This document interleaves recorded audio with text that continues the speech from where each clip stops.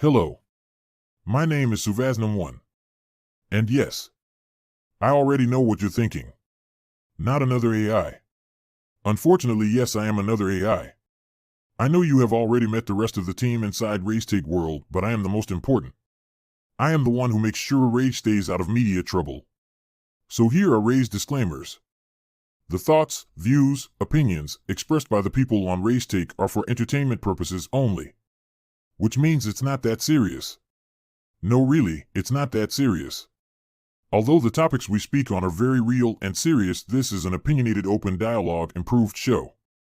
Which means it's not real. This show will not affect your life in any shape, fashion, or form. But it may encourage you to be great. Also, copyright disclaimer, under Section 107 of the Copyright Act 1976, allowance is made for fair use for purpose such as criticism, comment, news reporting, teaching, scholarship, and research. Fair use is a use permitted by copyright statutes that might otherwise be infringing. Non-profit, educational, or personal use tips the balance in favor of fair use. We hope that you enjoy the show. And remember, it's not real. It's a show.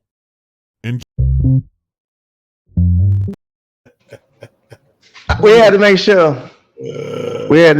That we put our disclaimer out there this time around, G-Lo. Yeah, I feel you. And Hard.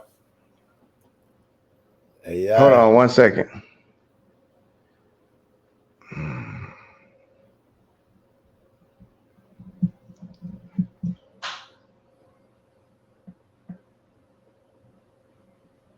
All right, yeah.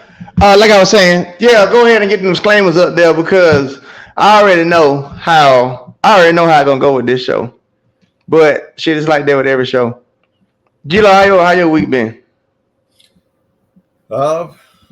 Man, Monday was slow for me. So I'm in the office doing some paperwork, trying to get a little stuff done around the house. Yeah, man. Been good. I told them other two 6:30 on the dot. I said I ain't gonna be late. But why I did? Everybody that I still ain't ready though, but at least I'm here. Yeah. Hold on, Bluetooth. Yes, sir.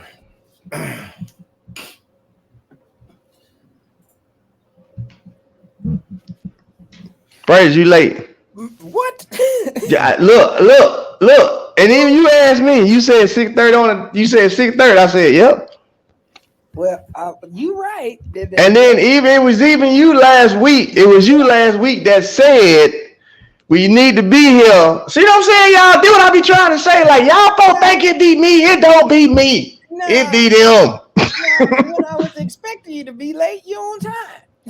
Well, I told you. Look, I ain't had nothing to do with it. The AI, they, all the artificial intelligence we got now, they made sure that was on time. I ain't had nothing to do with that. I just had to be in my seat. And everything was going to start when it was going to start and play when it was going to play. So we been on time today? Man. I don't know what happened. I was actually on time. I just couldn't get my configuration to work right over here. This technology still baffles me a little bit. But I'm getting there. Yeah, I realized that this weekend that you and technology just y'all ain't vibing together. Not at all. I don't understand how it takes somebody 2 days to log into a damn account. 2 whole days. And it still can do it on my phone. It's 2 whole days. Yeah.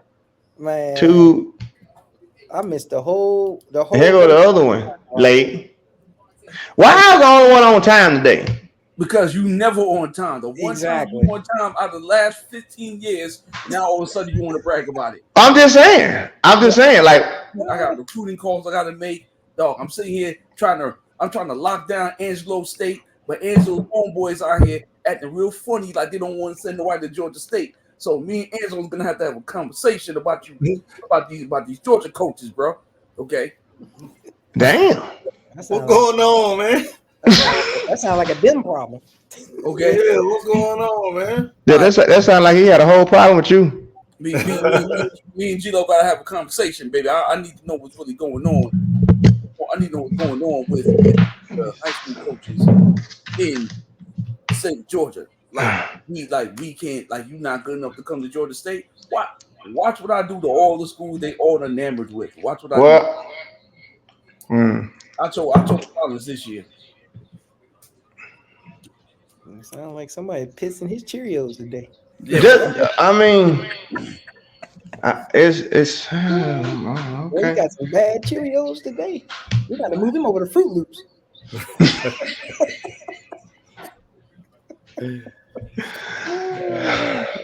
Well, guess what?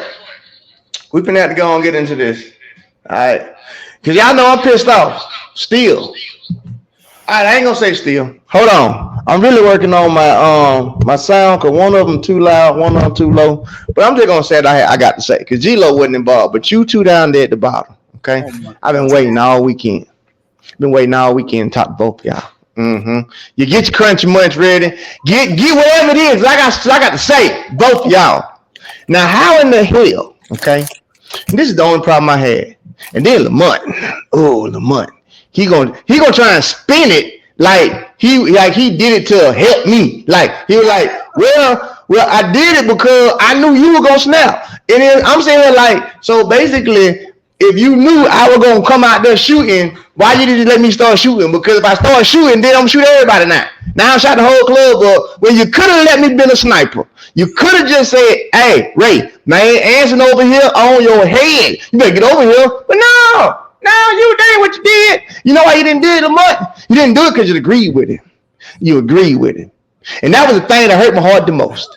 Out of all the people, I don't give a damn. Out of all the people on the planet, you could agree with.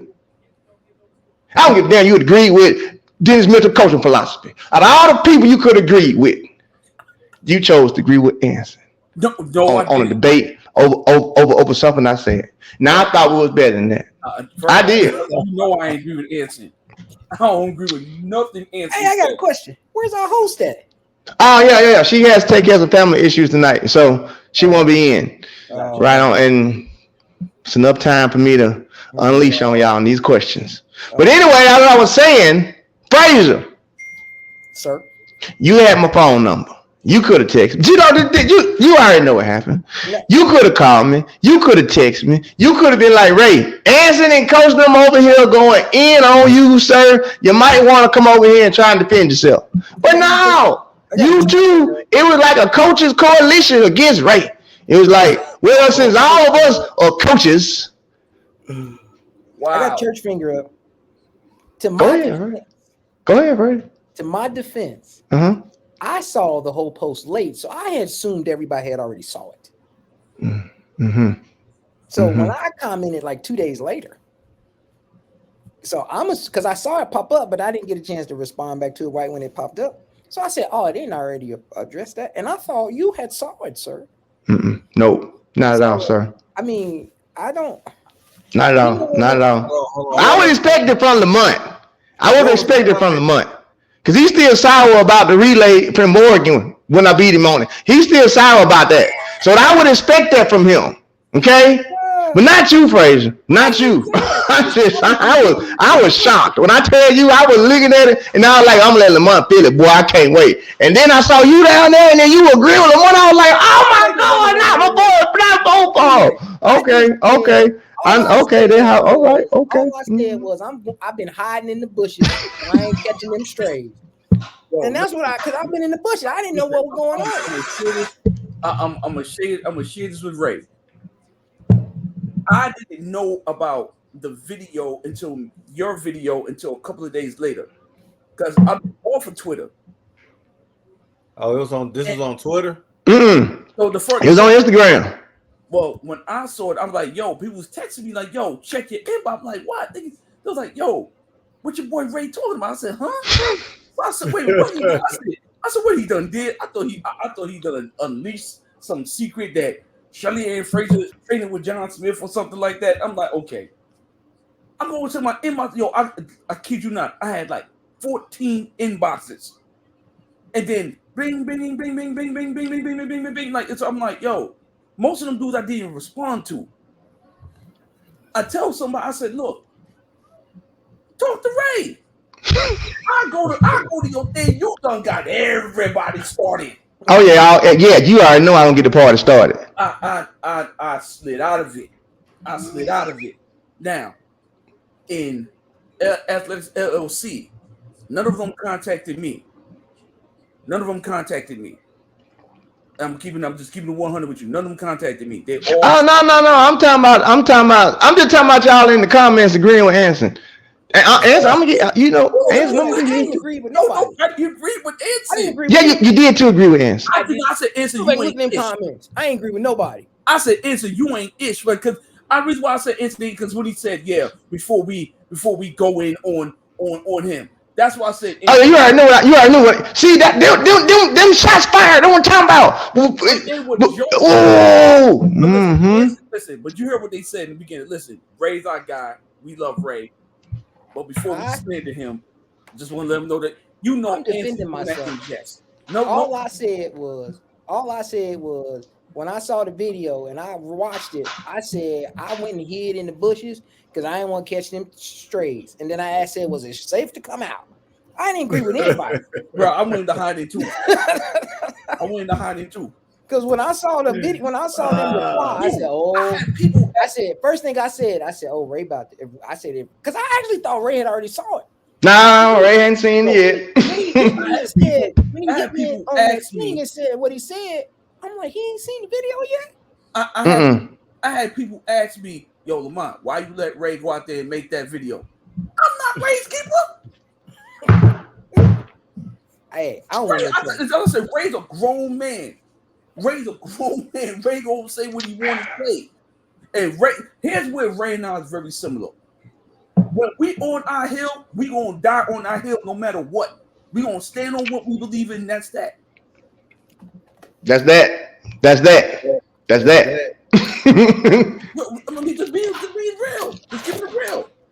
We gonna like I go through with my guys I go through my guys on Wednesday when we do our podcast. Boy, it's hard to talk me off my hill once I believe in something. It's rap. I'm gonna stand on that. Ray gonna stand on his. Here's my thing. Ray ain't said nothing he ain't been said for the last couple years. But this is the first time everybody's heard it. Listen, Ray been preaching that for last 2-3 years? Listen, sir. There's a lot of stuff I've been preaching for the past 2-3 years. Yeah. But that's neither here nor there. But that did. Huh? I don't want no trouble. I got my popcorn. I don't want no trouble. But I'll tell you what it did do. It created tonight's show. All right. Y'all already got it. Hey, does it sound like my microphone too loud? Because I'm playing with stuff over here. Yeah, about as loud as my microphone. Yeah, echo. Yeah. Echo? Yeah. You got echo. What about now? Better. Okay, cool. All right, so now we get it. All right, so check this out. So I don't went off on y'all and all that good stuff. We'll get past that. So check it. The touchy subject.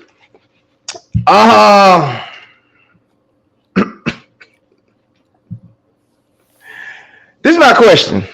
And actually, it was my question. I wanted this to be on there because I really felt like with all the backlash that I was getting about what I was saying and what I was putting up, okay, well, let's get into a topic of coaching then. And what better to do it with my two coaching friends and another athlete and an athlete himself. So this should make for some very good topics, okay? Here's my question, people. Should coaches from the high school level up be required to be certified in personal training and or strength conditioning in order to coach? High school up. Should you have certification? Let me hear it. Because I'm certified in strength and conditioning. Definitely should. You definitely should have some certification, some type of certification. Because definitely strength and conditioning. I will put strength and conditioning over anything else. Right. I agree with him. Because you got coaches out here they YouTube coaching. And they doing something. I be hearing some stuff. I'm like, why are you doing that? And then they wonder why the athletes hurt. Mm-hmm. So I definitely think you should have a level to be allowed to coach, especially at the high school level, because that's the most uncertified level. They got football coaches or whatever to go coach the track team. But I think you should, if you're going to grab a football coach, you should have that. You should, hey, if you want to coach track, you need to go take this class or this little certification, whatever the case may be, because you're doing the kids an injustice. At the end of the day, you're doing the kids an injustice. Right. So that's my take on it. Yeah, I think you should be certified if it's strength and conditioning. If you're going to do strength and conditioning, you probably should be certified. And yeah, you don't want to have nobody that's certified, I believe. Because like you said, it's going to do the kids an injustice. And unfortunately, it's a lot of coaches out here that's not certified. I don't know where they're getting their workouts from. They just creating some stuff. I'll be like, what the hell you doing? Lying about who they coach, what they did. It's ridiculous. And here's my other thing. I don't ever knock anybody's method of training. Yeah. But it's got to make sense. Okay. It's got to make sense from a scientific standpoint because that matters. That matters. You can't do certain workouts compounded with other workouts. You can't do certain weight room lifts combined, or compounded with certain track workouts. You just can't. You can't do it. It's science, and it's got to make sense. That's my take on it. It's like, so should you lift in the morning or should you lift after practice? What type of lifts do you do on a Monday when you're doing A cells and max velocity in comparison when you're doing tempo, special endurance, or speed endurance? You know what I'm saying? There's so many variables. And in order for me to stop complaining, in order for me to have a conversation with these strength coaches, I say, you know what? Let me go speak their language. And Ray said it before. The fact that I was able to speak their language, it literally intimidated them.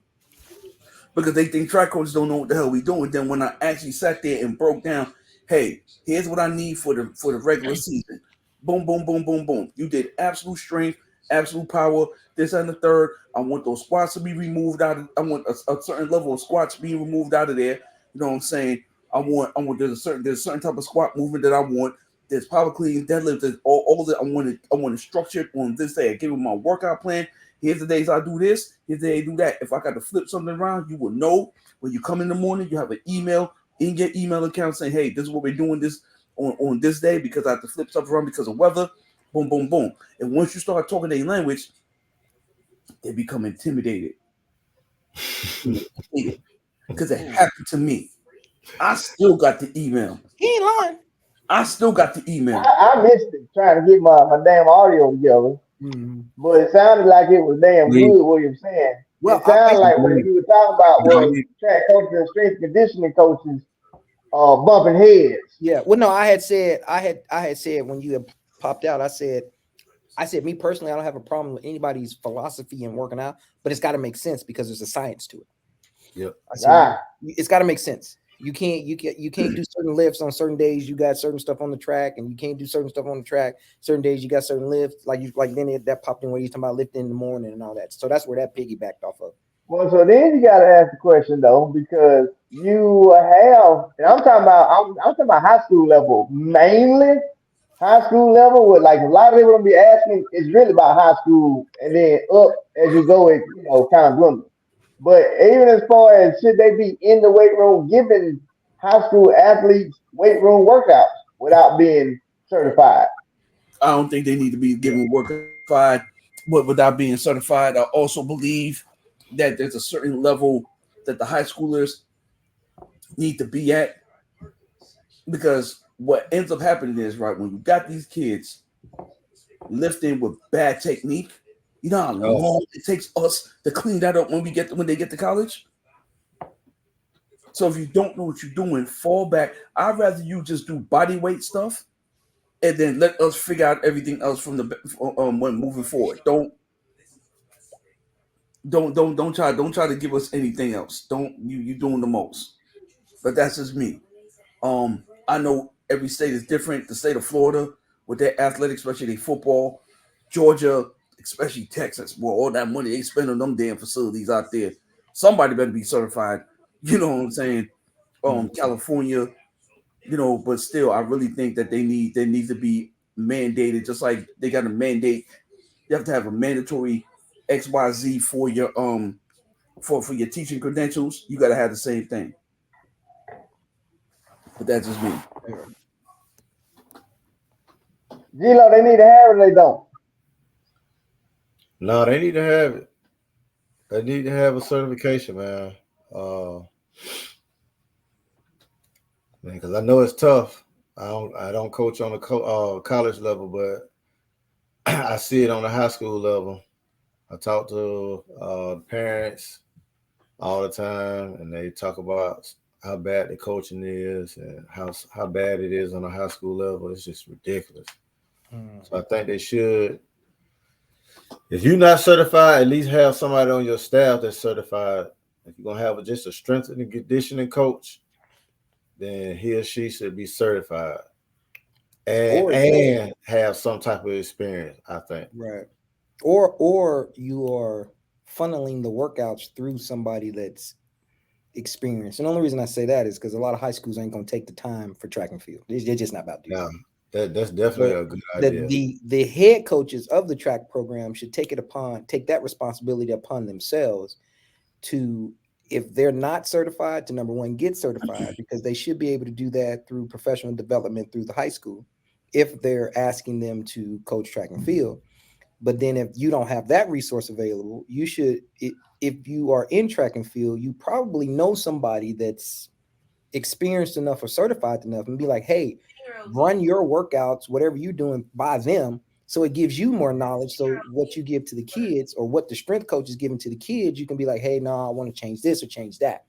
But we know most high school coaches are not, high school track coaches are not actual track coaches. They're usually pulled from another sport just to cover the track team or whatever the case may be. So definitely, I totally agree. Some type of chain of command on certifications or experience. Because my thing on it is this right here. To me, that's how you get people hurt. That's how you get people hurt. At the end of the day, that's how you get people hurt. Cause it's just like you got. I always like to use the Bugatti. Like if you got a Bugatti, they tell you like you got to be taught how to drive it so you don't tear it up. Because it does stupid stuff or whatever that the regular car don't do. I think that when you're allowing, and I'm not trying to talk bad about coaches like that. I'm just putting it out there. When you're allowing people to maximize a person's body and they don't know how it operates, I think you get a problem within itself with that. And it ain't nothing like coaches are purposely trying to hurt kids, but it's like we all coach people from high schools and stuff, and you'll hear about some of the dumbest stuff like, well, that's why you got influence because that was stupid. Like, you know what I'm saying? Like that type of stuff. Like, you did what? Well, yeah, that's why your hamstring going. Why did y'all didn't want y'all to do something like that? So you hear that, and it's like it's really the lack of knowledge is the reason why they're getting hurt. So the question has to be, does that make it the coach's fault that the athletes are getting hurt? 100%. Because the coaches are the ones that drawing up the workout. They the ones that's drawing up. Literally, it's my workout or your work, whoever. If somebody gets hurt doing your workout, is that your fault? All right, so I can speak from a collegiate perspective. The strength coach and the track coach got to be on the same page. But what needs to happen is the strength coach has to remember that the track coach don't work for you; you work for them. And they need to take in your recommendation and your requirements and put together a plan. to be followed. The biggest issue is, dog, and I can say this. And G-Lo, you went to Georgia Tech. Ray, you was at Texas Tech. You know what I'm saying? Me being at Iowa State, we was at these Power 5 schools. The biggest issue that we run in is that they don't want to listen, and they think that we're overstepping our bound. They don't respect what we're saying. So we're trying to tell them, hey man, we just did explosive work. Why you got them squatting on a speed on a speed day, slow, methodical movements when you need to couple that with explosive movements, Olympic lifts to help recruit the muscles that the muscle fibers and everything that you was working on that, that particular day, that training session. So when these kids do get hurt, it's because the strength coach getting their feelings, they go to the higher up comes down to you and tell you, yo, stay out the weight room. And not only that, what I've run into a lot, and I'm sure you guys can agree with this, is that most head strength coaches of any program, primarily responsibility is football. There you go. And we all know that football lifting has to be different than track and field lifting. Or let me flip that. Track and field lifting has to be different than football lifting because of the nature of the muscles, the nature of how you're using the muscles in track and field. You don't use the muscles the same way in football. And so to piggyback off what Lamont said, a lot of the head strength coaches that may have to put together a program for a track team, they don't understand the difference. I'm just going to say it. A lot of them don't understand the difference. They don't. And it's not their fault, but I don't think it's their fault. I just don't think anybody at the certification level trains differently. I think it's one common block of training, strength and conditioning, right, that does not necessarily go with track and field athletes. If you really understand the science behind track and field the sport of track and field. So I think that's where you're getting your discrepancies at. Let me give Ray the answer that he was looking for, because I know what you're trying to say, Eugene. The problem is a lot of strength and conditioning coaches in college athletics, they go through football first and nobody teaches them how to do any of the other lifts specifically for those sports. Mm-hmm. That's the problem. The greatest strength coaches I ever had, Coach Day when I was in New Mexico, and Coach Cochran when I was at Alabama. Anybody know who the famed Coach Cochran was? He was the dude with the booming voice. Like, he was the best strength coach. Him and Coach Day was the two best strength coaches I ever had. And they specifically had track-specific lifting. When I got to Alabama, I'm over there and I'm looking, I'm watching, I'm looking, and Coach Day and Coach TJ looked at me and they said, yo, Coach, out the weight room. I said, what's the problem?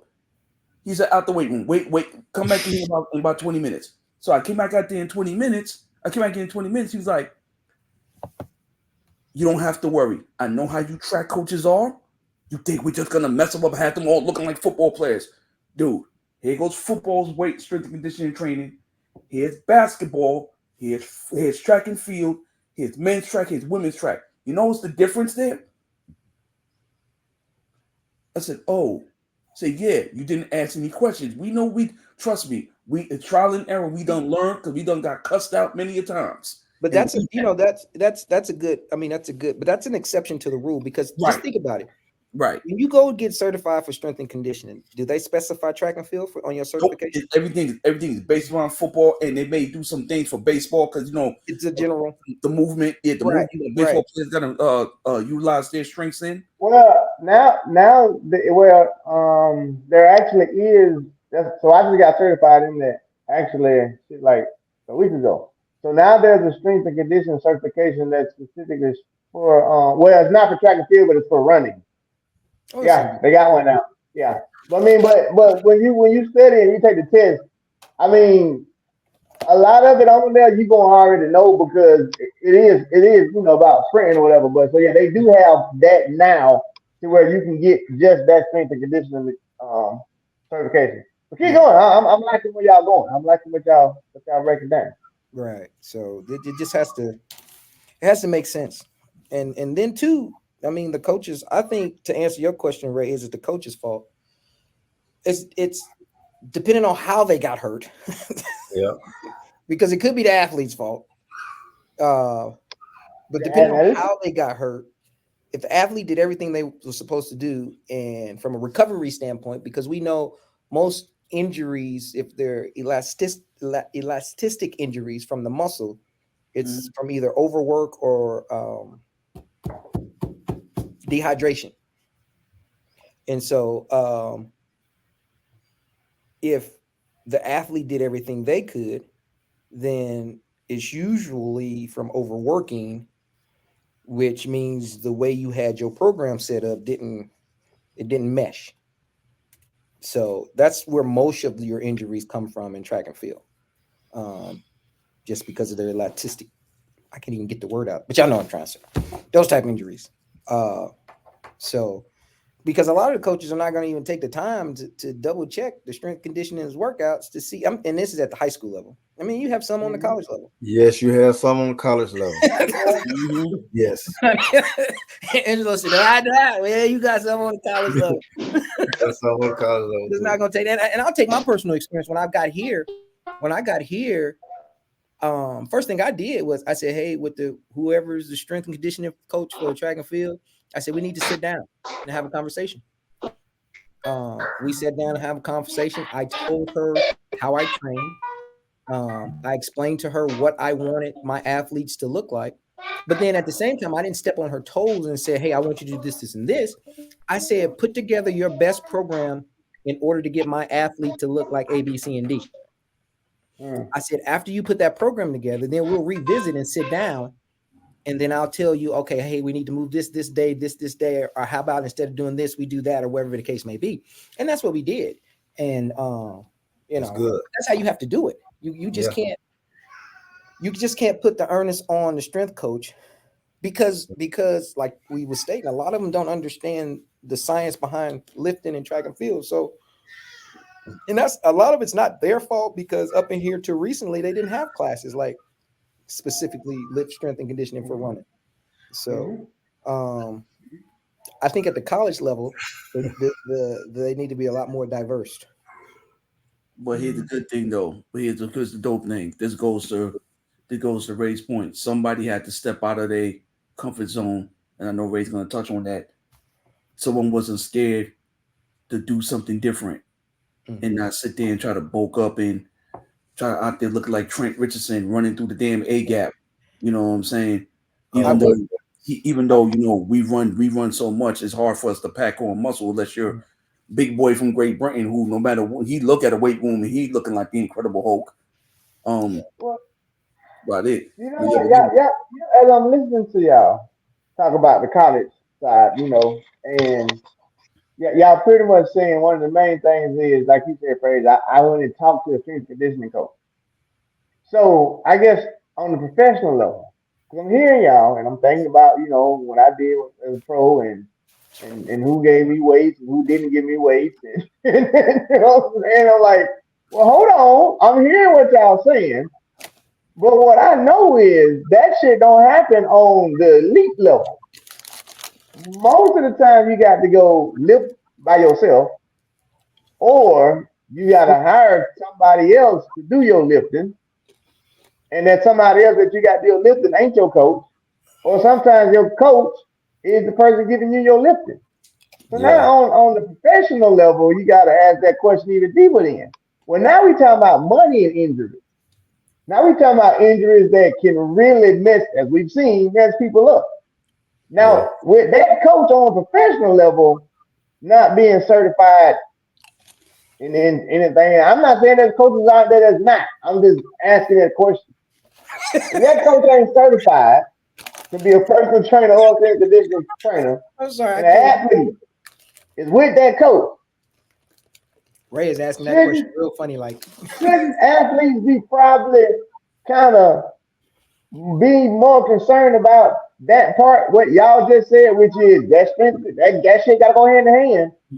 So if you go into a certain program, and I don't know how anybody run their programs, I'm just throwing a question out there for people to think. If you're a professional athlete, and I'm talking about going to a program somewhere, shouldn't that be something that I probably should be asking too then? Like, well, what you certified in? Well, Before I just go to let you giving me this and giving me that and putting this on top of my body, putting it on top of my body, and saying I need this, I need that. Next thing you know, both my hamstrings on the track. well, here's the thing. Okay, hey, Eugene, go ahead. Here's the thing. You would think, and I think Ray is speaking.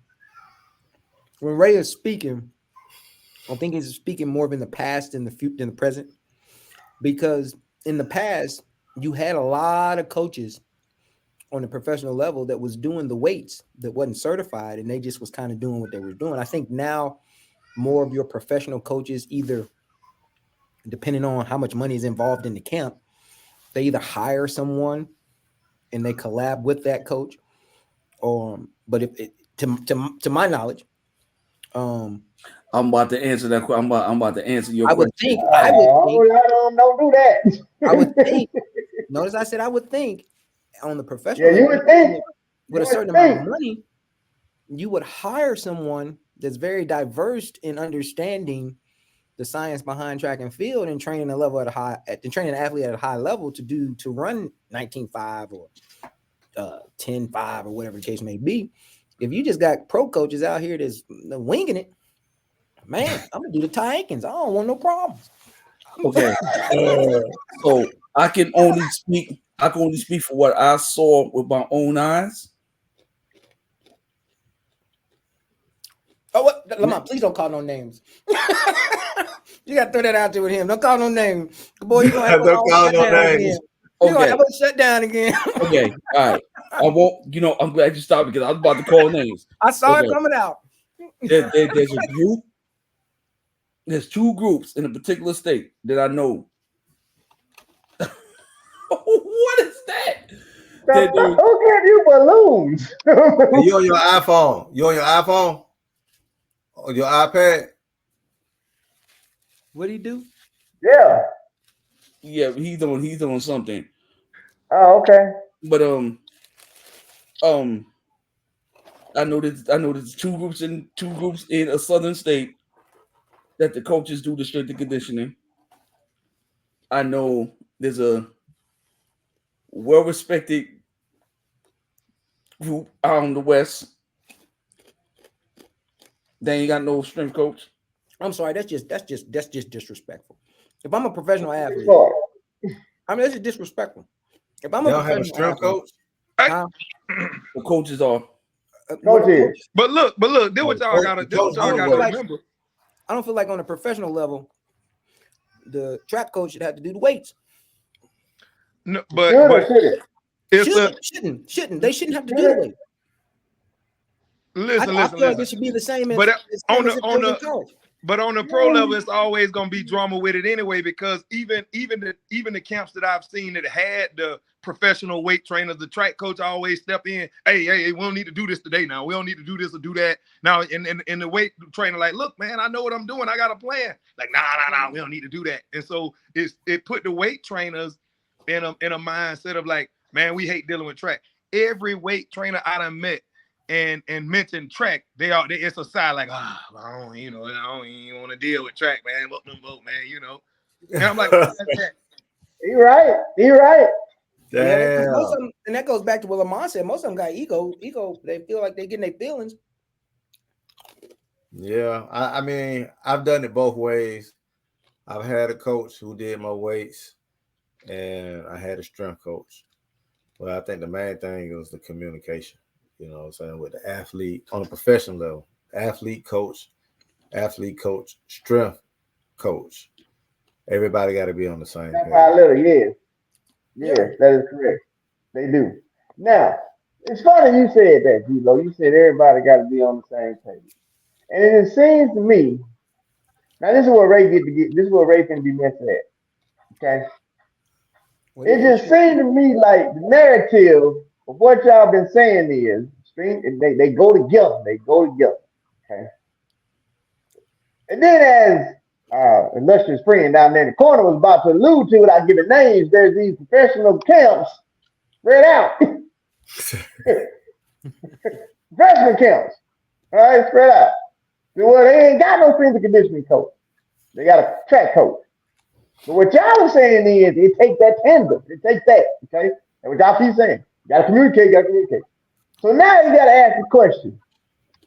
If any athlete is getting injured in any one of these places that our illustrious friend down there couldn't bring up names at, if any of these professional athletes are getting hurt, could it possibly be because they ain't got that tandem that y'all are talking about? Because I keep hearing like they go together.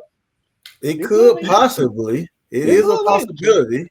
There's a lot of reason though they're gonna get injured, but I think that's probably one of the biggest ones though. But I also think too. I think in the sport of track, I think we discount the weight room. Like I think the weight should play a way bigger part in how we operate. And I don't mean bigger as in lift heavier, all that kind of stuff. But I'm just saying, I don't know if we put that big of an importance on the weight room as we should. Which, you know, when you think about fundamentally getting faster, you got to get stronger. You know, when you think about applying forces to the ground, that sort of thing. Like, so how can you do that without the weight room and at a very serious, very high level of doing it? So I don't know. I mean, I think we discount the weight room way more than we should. You ain't lying. You ain't lying.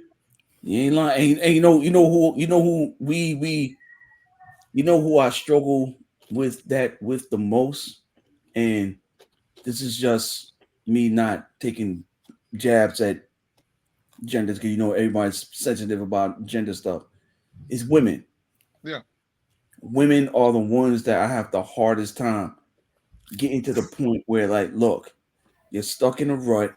Why are you stuck in a rut? Well, the athletes or the female athletes, like, okay. We need, in order for you to run 22 seconds, you have to be squatting somewhere in the 300s. I believe in two reps as a max thing. I don't do the one rep thing. If you can do it twice, that means you're strong. Okay. But that's who I have the biggest problem with. And they don't really understand what Ty just said. Like, the stronger you are, the more force you can apply to the ground, the faster you're going to move down the track. They don't get that. Only thing they think of, I don't want to look like a man. No. That's all they hear. Man, I'm going to look like a man. No, you're not. You run too much to pack on that kind of muscle anyway. Well, if done correctly, and that's why this is important. If done correctly, you're not going to look like a man. So the problem is we got, whether it's the weight coach or whether it's the weight coach or the track coach, they don't know how to do it properly. So all they know is it's. You want me to tell you what it's like? It's almost like some of them old school coaches that didn't know any better as far as training. So they just say, "Oh, we gonna just run with it. Let's do 2200s repeat."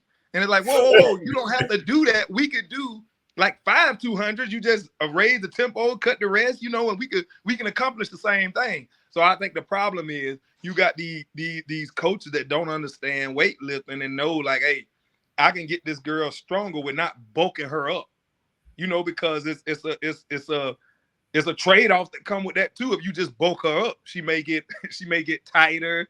That may lead to injury. So you got to know exactly what you do, which I think go back to Ray's initial question. Like, if you were to take the proper classes, get certified, and do all of that type of stuff, then you would know exactly how to stimulate that person. And everybody different. When I was in school, the weightlifters the weightlifting that I did was different than Ruben McCoy. Because I was a 5'11", 110 hurdler, so I had to really be strong. Whereas Ruben, he's a taller, slim 400 hurdler. So what he did was way different than me, And but we had a weight trainer that understood that type of thing. And even then, with a guy that understood it, it was still unorthodox at the time. Because at the time, my coach was like, "Man, I don't know, man. You end up doing some deep squats and man, you doing them clean, man. You catching that thing low and all that." I said, "No, coach, trust me. we done already went over the physics of this. I'm a short guy. I gotta go. I can't be scared going at them hurdles. I gotta go at them hurdles a certain way, and I gotta be strong enough for my hips to be able to take that. And so that's why he was like, all right, well, if you believe in it, we gonna do it. Because I think at the end of the day, you know, with any of the workouts that we doing, believing in it is the first step. Yeah. I think the good thing was you had that conversation. But Deacon Ty Aiken, I'm in here. You got to be involved in your athletes' weight training. You have to know what's going on. If you're not in there with them, it has to be some type of dialogue or what the program is or what you're doing that day to make sure they are doing what they're supposed to do. I feel like though, if you want to be a great coach, you would seek the knowledge and have it. There you go. No matter what. Because then there's no debate, there's no question. There's no question now. It's like you can't even argue with me. I'm saying, like, as an athlete, as an athlete, you actually gotta trust me more now. Because I can prevent you from getting hurt, which is most important. And I'm not throwing stones at no coaches or no trainers or nobody. But I'm just gonna be honest. The body can hold itself together if it's properly trained. It won't injure itself. The only way the body will injure itself is if somebody is not doing his job. This is like a car. The only way, no other way. There's no other way. Unless you do something ungodly, though, and you run out your body, that's different. You know, you can do that. Like, you can push that more to the limit, and it was going to go because it was operating so perfect. That's why it went. I mean, shit, Tyson, when the whole hernia, it went because he was moving so damn fast, so efficiently, like, bro, some shit gonna follow, there it went. You ain't hold that together. But it's the times when you're getting hurt and your body's not even being maximized. That's when it's time to go back and look at, okay, what have I not done properly with the training? That part. Because if you want me to do 12 200s, I can do it. But you're going to have to train my body to be able to do that. Rocky IV. We all seen Rocky IV. He trained his body to go in there against Drago so it could withstand it. When these athletes are getting hurt, it's literally because you just your body wasn't trained to be able to take on whatever it took on. Whether it was a workload, or 10 races in a row, whatever it was, the body itself wasn't strong enough to endure what you as a coach was putting it through. So to me, it's on the coach no matter what. Because you out there driving that Ferrari and you didn't read the manual. So now you're gonna strip the damn gears because you didn't know what you were doing. I wouldn't say regardless. I'm gonna say totally on the coach. I wouldn't say totally. Because I'm gonna go with totally because you have some hard-headed athletes out there. Yeah. That just don't listen. Yeah, you got see, you got some hard-headed athletes. You can't that's say different. Okay, I won't say totally because you do have the red was out there. They're gonna smoke that black and brown anyway. It's 60-40. You know what I'm saying? Like you got the red was athletes out there. I'm gonna smoke black and mild. I'm gonna drink my look. I don't care what you said. And now I'm dehydrated and cramping. All right, you got us, okay? I'm not talking about us. Yeah. You know what I'm talking about us. I'm talking about the good athletes. All right? The ones that really take their job seriously. Them people. But Ray, hold on. I'll challenge you on that one too, because you got some of the good athletes that take their job seriously that won't, if a coach came to them and say, look, here's what we're doing. Like, I got this weight trainer that's going, he got his program that's set and we're going to do this. And like, I'll give you the example. We're going to start doing deep squats, whatever the case may be. You got some good athletes that might be like, oh, in track, well, I'm a good track athlete. I've been a track athlete all my life. This ain't nothing I ever did. So they may not be open to even do that. Whereas the weight trainer saying, well, look, deep squats get you stronger through a full range of motion. Or when you do in your run, so they may have all the science behind it, but the good athlete may still be on the fence. The same way a Ray be like, man, damn that I'm gonna smoke my blacks and drink, whatever. So it's the same thing. Well, every athlete situation is different. No question about that. Because you got some athletes where deep squats does just the opposite. It hurts them. They can't go that low. For sure. Every athlete situation is definitely different. No two bodies are the same, and everybody's body is the same. Right. But moving past that, so it brings me to the next thing I want to talk about. Okay, so man, what you drinking? Oh, this is called Deep Ellum IPA. It's a Dallas beer. Got on some fancy. That's Deep Ellum IPA. Egyptian beer or something. You ever drank an IPA? No, yeah, that's all I drink. What that is? Yeah, that's all I drink. I drink IPA and stout. Listen, I can't drink beer. Acquired taste. Oh, yeah. I'm sure. By the looks of that can. People in the chat, Ray's audio is messed up. He tried to fix it, so just bear with him. Stop. Hey, don't worry about no audio. Just make sure Fraser don't keep eating the popcorn, crunching much, whatever the hell he was crunching on. Was I crunching in y'all ear? I apologize.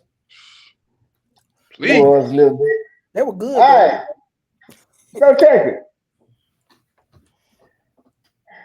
Football players, knowing them to do ballet and stuff like that. How do y'all feel about track athletes doing something outside of track and field to prepare themselves for track and field? With it or against it? I.e. boxing or basketball? I put it to you this way. I don't know what a track athlete, and I'm just thinking about just running or sprinting or whatever the case may be, from a functional standpoint, would, like if you take boxing for example, or basketball, I don't think functionally that would benefit them on the track. Like, you know, I mean, it help with cardio or whatever the case may be, but shit. Listen, repeat 150s or 200s, what have you. Like, I got some cardio shit for you. I can put you on the grass, you know. So I think both of them match you. Go ahead, Fraser. On the contrary, certain different sports will help track athletes, depending on what the event the track athlete is doing. Yeah. Because when you're talking about reaction and movements where they have to be quicker, I know for a fact, and this may shock you all, that playing video games help you with reacting out the blocks. Now hold on now. They ain't gonna shock you up for shit because I kept telling everybody that. I was like, you gotta have your twigs up. Yeah. Like, you know how quick my reaction is playing Call of Duty, like nigga, I'm telling you, so that shit's real. Yeah, no, that's 100% real. So depending on the sport. Now, me personally, I think basketball, no. For track athlete, basketball, no. I think basketball's the best one for track athlete. Well, it depends on what they're doing. Just like basketball, nigga, like ain't no one this. Yeah. I don't think that's good because of you're not. And now this goes back to what you just said, training the body. Let me hear it. Now, if they're training the body in those movements, then it can be beneficial. But if you're not training the body in their movements, and then you go, and this is why you have so many track athletes that roll an ankle, because they're not used to moving at an aggressive rate in those directions. Because track athletes is most of the time you straight or you got a little curve. But when you're talking about moving back and forth and you cutting and planting and all that, that's why, in my opinion, a lot of athletes roll their ankles. Okay, I can go with you on that because a lot of track athletes are not agile and athletes like us. So I take that back. But I do feel as though doing something like boxing, other stuff like that, will help. Yeah, no, 100%. 100%. I was about to say, Ray, when it come to basketball, I was the captain of the team 2 years at Auburn. And you if I caught your ass in that wreck playing basketball, I would personally be in the weight room at 5 a.m. to watch you do push boards or sled, whatever the torture was. I would get up to come in there and watch you do it. Man, get off that basketball. No, not at all. But you want to know something that's funny? We banned our kids from playing basketball, but a lot of track athletes migrate from football. Yeah. What's your point on that? It's just odd. Football is worse than basketball. It's like football is way worse on the body than basketball could ever be. No. He said migrate from football. He didn't Yeah, say I feel like they come from football to Right. track. right. That's different than going from track to football. It's the same. What you mean? No, it's a difference. Because you saying he said most football players migrate to track. So the football players, Okay, I know what you say. I know what you say, but some track athletes do go into football too. It could go either way. Yeah, they go back. I look at it like I know nigga. I look at it. you We mean. will allow a track athlete to play football, but we won't allow them to play basketball. But the chance of them getting hurt is higher playing football than playing basketball. Listen, every track sprinter on my high school team, when we heard what that fall training was, dog, I was number 2. Patrick was number 26. Okay, he was out there on that football field. We went to football.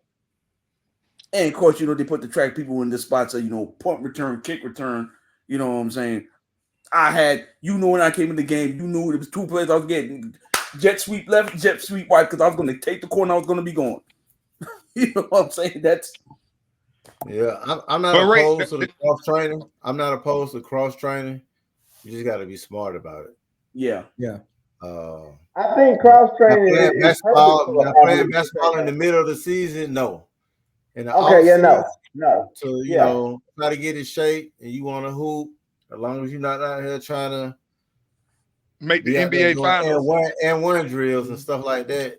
Mm-hmm. I'm not opposed to it. and then too, you got to know, and then too, you got to be opposed to it, but then you got to know because you got athletes and then you got the people non-athletes, right? Oh yeah, man. Non-athletic. Yeah, if you're non-athletic but you good in track, don't go and play basketball. Exactly. You asking to get hurt. But I feel like they got to do something. Okay, and here's another reason why I think and I'm just talking about injuries. When you teach your body to only go linear, this is all it ever does. All it takes is for you to be at practice one time and come out the blocks to the left, and then guess what? You already about to mess up your groin because everything's going here. You know what I'm saying? It's like when your body can move. What Bruce Lee say? Be like water. Be like water. I feel like track athletes, we spend so much time doing this shit to this ain't water. This is like a board. You know what I'm saying? So because you ain't got no flow, that's probably why that motherfucker keep cracking. Right. I think this is what Ray is trying to say. Other sports train other muscles. If those other muscles are strong, then they're going to help your primarily track muscles. If to put it kind of simplified, and so in doing that, it's going to make you more stable. It's going to make you have better balance.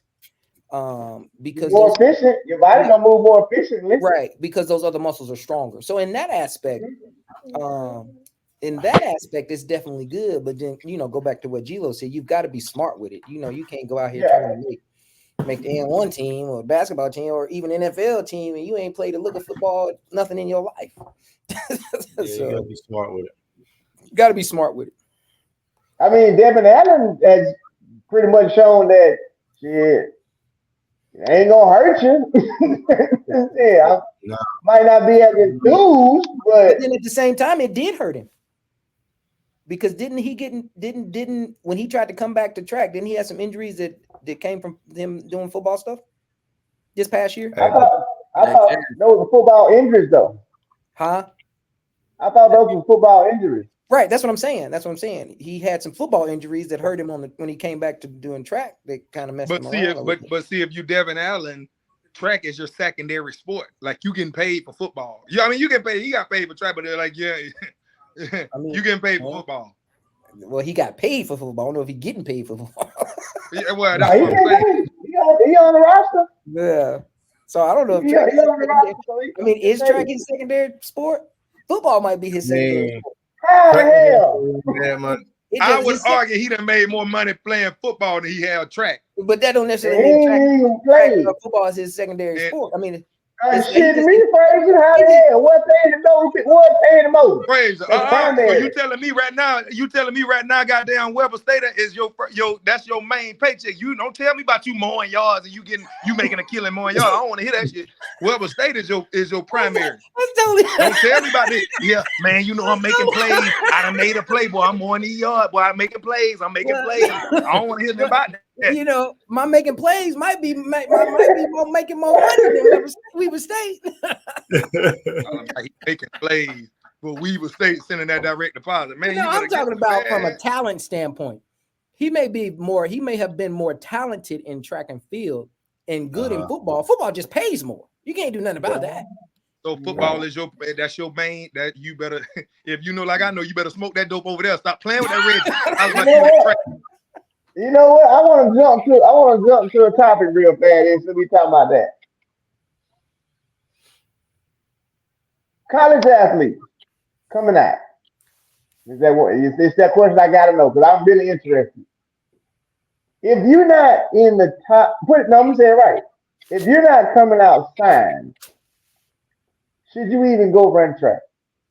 Forget about it. You're dead. Should you even go try if you're not coming out? Let me jump on this one first. If you're from the, hold on, where are you from? What does it matter? What does it matter? It don't matter. You're coming out of college. Hold on, Ray. Hold on, y'all. Just relax. Let me tell you why it matters. I ran professionally from 08 to 17. I ran for Nigeria for 14, 15, I ran for Nigeria about 2 years. In 2 years, I made more running with Nigeria than I made probably in a 4 or 5 year span, which at the time I was top 10 in the world. So it matters where you from. I'm talking about we falling out the bed. Ray, I'm talking about. You mean where you from like that? Like, what? Let's keep it America then, goddamn it. Keep it America. How about that? And we keep it American. Hold on. If we keep it American, if you ain't signed coming out of college, man, forget about it because you're not getting to Europe. Like, listen, take it from me. I was that guy. I was a guy that came out. I wasn't signed on no major deal, but I'm a hustler. So Paul knew, man, drop me off in Europe, man. I'm running every race. I train to run every race. I don't pick and choose race. I ain't got no major deal. I'm at every race. I'm in Guadalupe with Angelo in the private driver riding around. And then you can take me over there to the Chitlin circuit. I'm in the little bullshit meet where you got your auntie them shooting the gun. Then I'm in lane 8 in Stockholm where it's half a lane. They said, man, you want it? I said, you damn right I do. So I'm running every race. But you had so many different races. Now that the Diamond League done really been implemented, man, you ain't got that many races. You either got the Diamond League and some of the same historic races in Europe. It used to be a situation where, Ray, and you know this, man, we can go to Europe and I might run 10 races and don't even see Angelo. And man, like, well, how long you been over there? Man, I've been over there about 3 weeks. And then I meet up with Angelo in Madrid or something and get in the car with him with the private driver and we ride around, you know, that kind of thing. You see what I'm saying? So I say that. I know it ain't on the Angelo level, but I made $20,000 in 1 month in May just doing the circuit down there. Ty, you were with me when I was doing the 100 and the 200. Everywhere we was going, I was doubling up, doing 100, 200, and Nike was paying me for. I made $20,000 in 15 days. No brainer.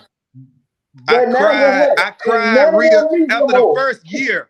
Ray, you were there after the first year. I cried real tears because I was like, man, boy, these folks should have put me. I should have came to Nigeria years. I'd have been at a Bentley coupe by now if I'd have came to these folks. So yeah, if you ain't got a major deal coming out, man, forget about it. As a college coach, how you feel about it? You ain't got a major deal coming out, so you still go try and be pro. No, I think what we need to do, I think we need to revamp the system. I think they need to be a tier system. I think there needs to be. They tried that. They need to be a second. That shit didn't work. No, Ty, did we not give you the phone? We gave you the floor to do your little long-winded ass rant. Can you just be quiet? I'm sorry. I did a half before this. I'm sorry. I did a half. Thank you. So, like I said, revamp. They need to have a tier system again because if kids don't get a deal straight out of college, then I wouldn't have won the 100 meters at the United States pick with Cravon Charleston. You know what I'm saying? So I'm just saying, I mean, we really need, if that we don't get a Carmelita Jeter, we don't get a Cravon Charleston, we don't get my man who finally made the team after all these years in the hurdles. You know what I'm saying? We don't get that. Oh yeah. We don't get a we don't get a Well, no. we don't get a Trevor I back. like what you're saying, but then you gotta think about it. There are in other sports some people that go as free agents. I think those will be the people that you're talking about because they actually know they got a shot. Because like you just said, like Clayton Charleston, like he went as a free agent. That's like just somebody who going to NFL Combine and go number past 40. Okay. I can see somebody like him doing it. Okay. So Cravon's one, even though Cravon ran 650 and 10 flat coming out of college. He should have had a deal. He should have had a deal. He should have had a deal. But then you see somebody like whoa. 10 flat. Everybody running that in college. What you mean? Okay. Well, 10 flat get you a deal out of college? Nah. Come on. Dude, the reason why 10 flat don't get deals anymore is because a lot of people is running it. No. A lot of athletes have allowed Nike to become the corner in the market. Because think about it. Johan Blake ran 10.09 coming out of high school. And he got a massive Adidas deal. But listen, that's a different argument. We arguing about arguing the monopoly now. I'm not arguing the monopoly is what I'm saying. I agree with you. I agree. I totally agree with you. But that's arguing the monopoly. Yes, they control the standard is what I'm saying. But what I'm saying is because of that, like the people that you named, to me, those are unicorns because they were able to get there and make the team. So yeah, it's almost like they didn't get a deal, but on the flip side, they made a team. But when you think about it, think about how many people in Cravon Charleston in his class that came out that didn't get signed, that didn't maybe not made it to USA, bounced in the first round or whatever the case may be. I can legitimately only talk, something that I've been around myself. People got to remember. When Karani got his deal, he only ran 44.8 when he got his deal. Yeah. You say only 44.8, like only? like only? Hold on. I think we're getting away from the question. I think we're getting away from the question. I want to make sure I tell you this too, because this is important as well. So when I was coming out of college, I ran 13.25, right? So that's fast. At the time, you talking 2008, they like, oh yeah, if anybody that ran 13.2, they getting a major deal. But what happens is the shoe companies, it's all subjective, because what the guy that was in charge of the deals, I think he still is now, he was able to say, this guy, he 5'11", he probably that 13.2 probably the fastest he'll ever run, whatever the case may be. And so we done gave X amount of people money for 13.2. We're not gonna give this guy 13.2. Then I had guys after me that came out that ran 13.3, 13.4. They're like, oh no, he got good upside, so we'll give it to him. So like when you say like a Karani Jane, like Stevie Wonder can look at him and say, oh no, that nigga, they're gonna use he gonna run something crazy. Like he got it, so. I think you're getting away from the question, because everybody you guys are speaking on, or probably we can't finish the question because Todd cutting everybody off.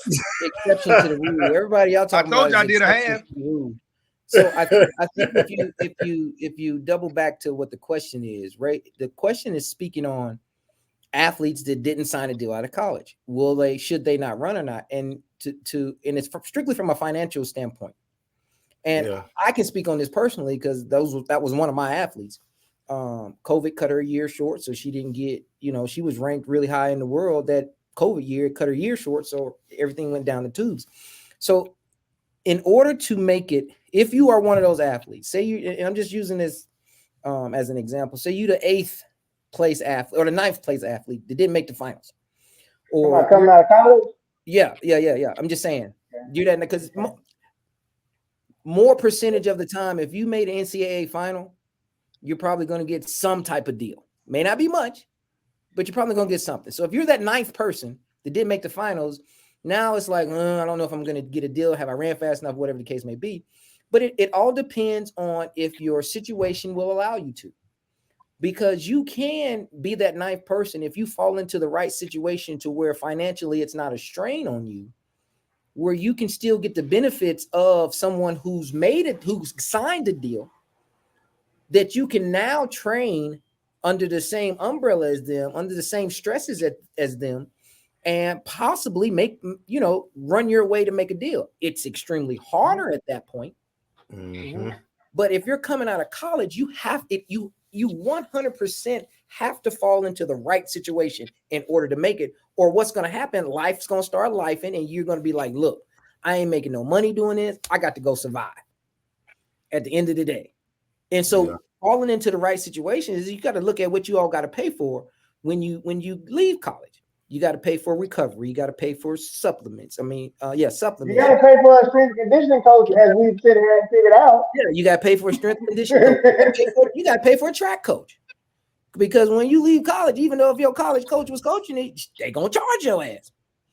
So now you got to pay for that. Then you got to figure out, now I ain't in the dorms no more. I ain't getting that college, Pell Grant. So now I got to figure out a place to stay. I got to live. Then I got to eat. So financially. So here's my question then, because and I want to get Zelo, on this. But here's my question: at what point does a coach tell an athlete the truth? Then you don't. Oh yeah. You don't ever tell the athlete the truth. You tell the athlete that you don't tell the athlete, hey, you might need to. No, that's up to the athlete whether they want to struggle. All your job is to just keep coaching them. Now, if and taking their money. Yeah, let me finish. Can't do it. If the kindness of your heart kick in, you might stop charging them. Because here's how I do it. Okay. Here's how I do it as a coach that coaches athletes that are not signed. If you ain't making no money, I can't expect you to pay me and still train, because that's putting a strain on you. Yeah. And so based off of depending on the situation, I may only charge you for, hey, my strength and conditioning guy puts your program, shoot him $100. We start making some money, then you got to pay me. Okay. We don't make no money, because you have to understand the logistical aspects of how track and field work. If you didn't sign, it's tough. It is extremely, because then you got to pay for all your travel to meets, all your hotels and all that stuff. There's no way possible. And then you talking about work an 8-hour job. I'm speaking off this from experience. I'm gonna tell you this. My athlete she's made a few indoor teams. She was 8th. She missed Tokyo by 2 spots. She missed Eugene World Championship by 0.08 tenths of a second. So she's always been right at the door making the team for an outdoor team. But she's doing this off of working 8 hours, 12 hours. I'm having to shift practices around so she can get a better quality of practice based off of how she works. You don't have a lot of coaches that's going to do that. This is practice time. You got to come practice. Hey, what you do on your time is your time. This is my time. Then you got coaches that this is what I charge. I'm not cutting no slacks. If you can't afford it, the hell with it. And so like I said, you have to fall into that right situation that would allow you to at least give yourself 2, maybe 3 years of training under the same circumstances as somebody that's got a deal. If you can't fall into that, your odds of making it go way low, and it's probably not a good idea to attempt it, because you're going to eventually stop. You got to live. You know where you at on it? I'm kind of agreeing with Frazier. It has to be the right situation. And then I think it depends on the athlete. For example, like Elijah Godwin, who NCAA champion indoor, made a couple of Olympic team, world championship team relay. And he gets injured right before his last year. A guy like that, I would say, give it 2 or 3 years and see what you can do, see if you can sign and get a contract. But if you had won, or at least won your conference championship, or making it to NCAAs, getting to the final, I don't think you should be going out there trying to be a professional athlete. But it's gonna be financially, it's gonna be too tough. Yeah, that's Most likely you will, like Fresh said, you might have to, work an 8-hour job. Now, can you work an 8-hour job and make the team? Yes, it has been done before. Would I recommend it? No. No. No. No. How you gonna get the girl? It take a different type of. It take a different mindset because I did that. Yeah. It takes a whole different type of mindset to be able to get up, go to work, and go to practice and still make a team. I'm telling y'all, like I don't think a lot of folks understand like that shit that some of us been through. That's why we so goddamn cocky. Like, well, you don't know what I went through to get that shit. and try be a 400. Try be a 400 hurdler for a quarter miler doing that. Man, that shit's crazy. I did it. I did it. Man. But you know what? That's gonna help lead right into the shit I want to talk about. Drugs, as they call them. Okay. We'll be talking about the body and the rest and stuff like that. So I was watching this interview, right? Make sure you clarify, not Taking drugs. Yeah, not Taking drugs. Not Taking drugs. I'm smoking strong over here. I smoke strong. I was watching this interview, UFC dude, and they talking about, the new drug company they're gonna work with, yada yada yada. Because they got this whole battle with USADA, and that shit is crazy. Look, I'm gonna tell y'all real fast. If y'all ain't looked in on that UFC USADA stuff, man, go watch that. Them folks talking so dirty to USADA, man. Them folks out there. This is UFC. I'm gonna put it to you like this here. This is basically what the man told USADA. He said, your money ain't long enough. Okay? You ain't gonna come over here and tell us how we gonna run nothing over here in the UFC with no testing because your money ain't long enough. I'm just telling y'all how the man said it now. I know the way he told him to it too. But anyway, back to this. He had said something that made sense to me. So I figured I'd ask the question here. I'm only talking about these two particular, HGH and stem cell therapy. Should both of those be allowed to be taken by track and field athletes?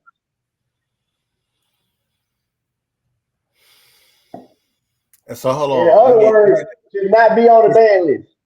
Hold on. Is stem cell treatment on the ban list? I'm just about to in theory it is. You just gotta dig in that motherfucking watch and see. It's on there. I on there. Stem cell. How is stem cell help with the recovery, right? Yeah, how is that on the ban list? You should ask them folks. Shit, I don't know. Injury. People use stem cells to for a multitude of things, man. Yeah, because it's not just for injury recovery. Like someone who tears their Achilles. Like a lot of people don't know this. A part of G-Lo probably know this. Kelly White tore her Achilles and won the world championship the same year. And part of her recovery outside of the opioids and the dope that she was on, it was stem cell. They was using stem cell with like movement and to help speed up the healing process. That woman tore her Achilles, bro. It's illegal now to do that, by the way. But Ray, where else do you get stem cells from? Well, I mean, you have your baby, but anyway, pregnancy. I just said you can have your baby, but anyway, so on topic of both of them, NHGH, right? So in theory, HGH can be utilized for good for the body, okay? Not detrimental to the body. Along with stem cell. Stem cell can be used as good to the body, right? Right. My question is, again, should the track and field world open up the doors and allow athletes to be able to take both of them? No, they should, but they won't. I think. I didn't say what they would do. The question is, should they? Yes or no?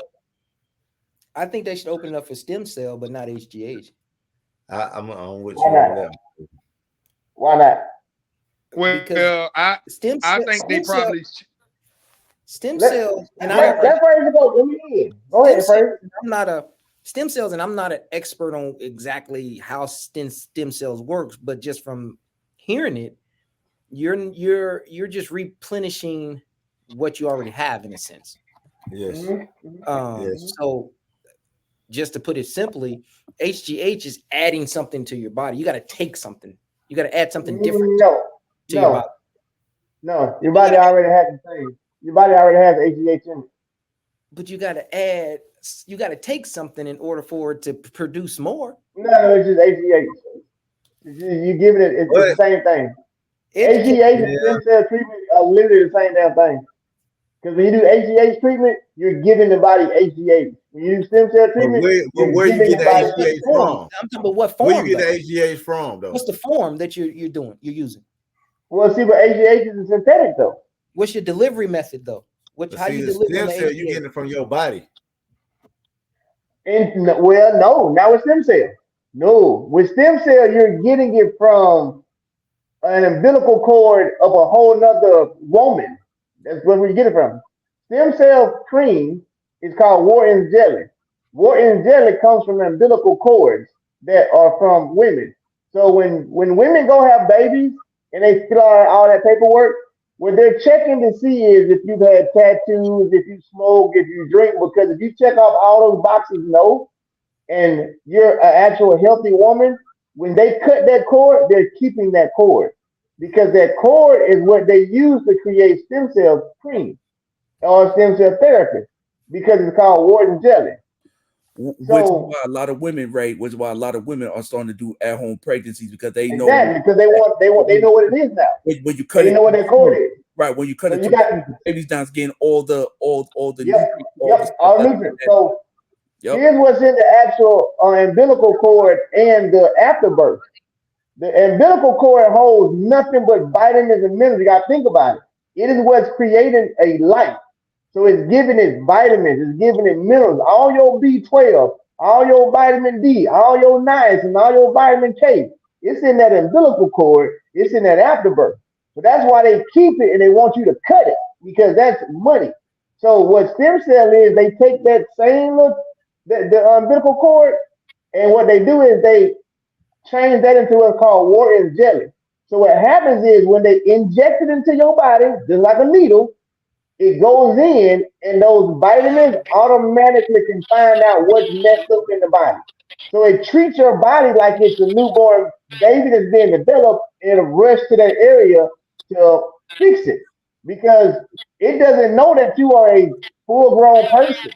All it knows is my job is to make sure this body functions. So stem cell and HGH ain't no different. Because once you put HGH in, it mixes with your already natural human growth hormone and it gives them a boost. The same thing that stem cell does, it gives it a boost.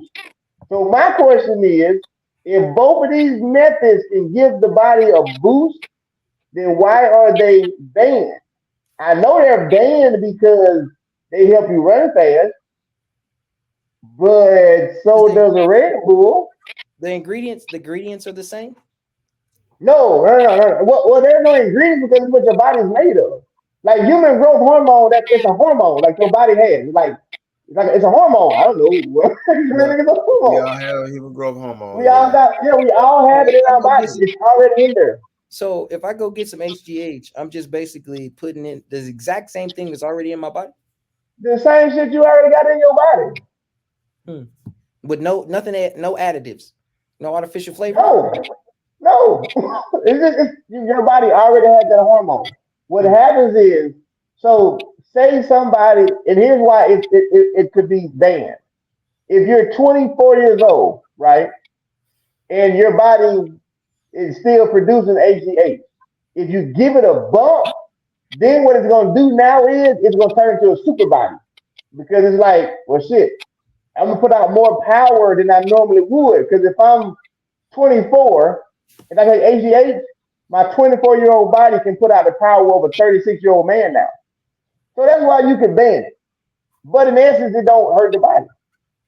So Again, my question that was is, my question. Is it a way to take too much HGH? Is there no, such a thing as taking too much HGH? no, because it's already a hormone that's in your body. Now, with anything, you can overdo it, and what will happen is, your body will stop producing it on its own, and then it will become dependent on you giving it to it. So if you give it too much, it'll stop producing it, but it produces it on its own. And that's the So reason.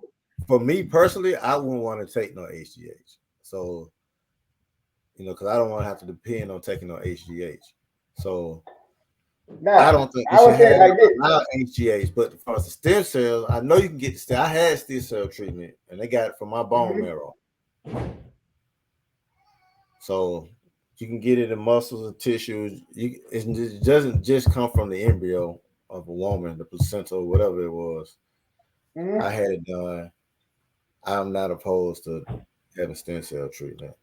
But as far as HGH, I don't like the idea of HGH because you could overdo it and you will have to depend on it. So I'm gonna say nay for HGH, and I'm all for the stem cell treatment. As long as it's done the right way. I mean, I know I had to fill out a TUE to get stem cell treatment. As long as it's done and used for the right purpose, yeah, I'm all for it. But the problem is, Lo, it ain't gonna be done the right way. That's the problem. It'll never be done the right way, and this and that, because they're gonna always try to find some sort of angle to maximize it. But is there any? But hold on though. Evidence You gotta throw this out there. stem cell treatment make you run faster? Hell yeah, it do. But watch this. This is the key factor we gotta put into this debate though. Stem cell therapy, in order for it to be effective for an athlete, you're looking at upwards of $5,000 to $10,000. That's just for like 1 or 2 shots. That's what you're looking for. So it ain't nothing that you just gonna go buy, right? And that's just for that one treatment. You talking about HGH, you got to get that prescribed. You can't even get that. The doctor has to literally say you need this because of this hormone not being there. So it ain't something that you can get easily. So my thing is, if a doctor has to prescribe me HGH, why are you telling me I can't take it? And I'm just being devil's advocate. If stem cell therapy can heal my body if I tear my hamstring and I can be back in 2 weeks, why are you telling me I can't take it? Because if I go get my HGH level checked, the doctor says, well, and I only learned this, and it's a topic because one of my clients, his son, is on it because the doctor said, no, he got to take that. He got to take it. So my question is, okay, well, if it's something that the medical field is saying your body may need this, and it's also saying if you tear your hamstring, you can be out 6 weeks or you can be out 2 weeks. But track and field will say you can't do the 2-week route because it's stem cell therapy. That's my argument on it. I'm on the medical side of it.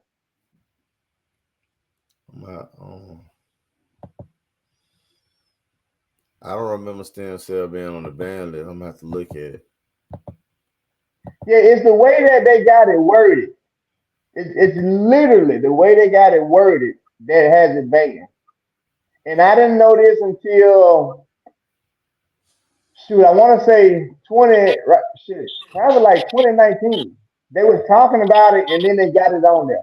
But it don't directly say stem cell. It's the way that's worded is what stem cell does that's banned. So you actually can't take it. But here's the thing about it. They can't test for it. So if you get hurt, spend that little 10 band to get bite. Now, which goes back to that question. You ain't got no contract. You ain't got no contract. You dead. Don't worry about that. You ain't got 10 bands to spend. You ain't got no contract. You dead. Ain't no sense you going pro. Because a lot of the shit that you can use to go fast, you can't afford no way.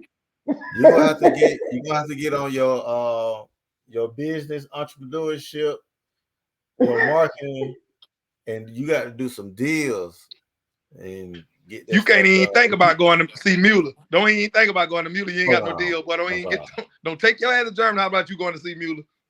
No, you gotta be a Keep good your salesman, keep man. your po ass in the US with me. Hey, I know how much my bill was. That's why I'm like, do you really want to go pro if you ain't got it? All right. Well, I think we all know how we feel about that. Coach Lamont, I think you're the only one that ain't told us. You for it or you against it? You know me, I'm against all the tight acres of the world. I ain't with the crack. I ain't with the crack. I already knew it. I ain't with it. I already knew Say no to it. drugs. Say no to drugs, Ty. Say no to drugs. We were just talking All about two right. particular things, right? Yeah, just those two. Just those two. Just those two. I just thought those two was words that been talked about because that's what the USC person had pointed to. He was like, USADA is telling our athletes they can't take HGH or they can't take stem cell while our athletes are in cages getting beat up. Yeah, this is gonna help this athlete recover faster. We want them to take that. That's where I got it from. I watched their whole little interview. Those folks going off on USADA like, y'all got us messed up. Ain't no way in hell. And then he was so disrespectful because he was like, and the only reason why y'all can control track and field because they ain't got no money. So they can't stand up to y'all. I was like, this nigga is on one. Is it a way to measure or tell or administer HGH so they won't overdo it on the USC? Or do they have that type of protocol or something in place? Well, I mean, They do not. They don't. They do not. Which leads me to my next question. Because I got this from them too. How do y'all feel if track athletes only got tested 30 days prior to the championship? No other time. Nope. Then they have 1988 all over again. Nope. I'm sorry. Sorry. Like I said, I ain't with the crack. I ain't with the crackheads. I see what crack did to my community. I don't want. All right. Look. Listen, man. Listen. I had a race against Dwayne Chambers when he was on the height of the Balco crack. Sir, I was at the World Champ. It's a photo of this nigga in front of me. Right. I got the same whooping. I promise you, me and Brian Lewis was looking at each other like, yo, this dude is a freaking cyborg. Dog, listen to me. The average first step is a little under a meter. Dog, when I tell you it looked like his first step was 3 meters out, and it was unfair. All right. So no, I've been a victim of crackheads. Okay. Crackheads done stole my radio car. I mean my car. So what if you had just been able to get on the same track? Nah, man. Nah. See, that's your problem. You need to smoke. Get your man, po ass over here with me. If you don't want to smoke, bring your po ass over here, Alabama, with me. Smoke. Get on that live. Nope. Here's the thing. First off, I heard Baco make it. Here's the thing. Hold on, Gene. I heard Baco make your sperm brown. So I'm good. But here's the thing. Whether you against it or with it, ain't gonna stop. Well, that's the question. You gotta pick a side. Hell, I'm picking a side. Whether you against it or with it, it ain't gonna stop nothing. It ain't stopping nothing. If you can get it, they getting it and they taking it, and it ain't stopping nothing. So you can be on whatever side of the fence you want to be on. You just might not be making as much money on one side as you are on the other side. But it's not stopping anything. You're there. Hold on. Before y'all say that, I want to read this because that's what I was saying. It's the wording of how they put it up there. USADA's website says stem cells are not prohibited as long as their use restores, but does not enhance function. That's some bullshit because it's going to enhance your function. That's that wordplay shit. My lawyer taught me about that shit. That's that wordplay shit. Because guess what? If you go out there and PR after you just had a stem cell shot, then what does it do?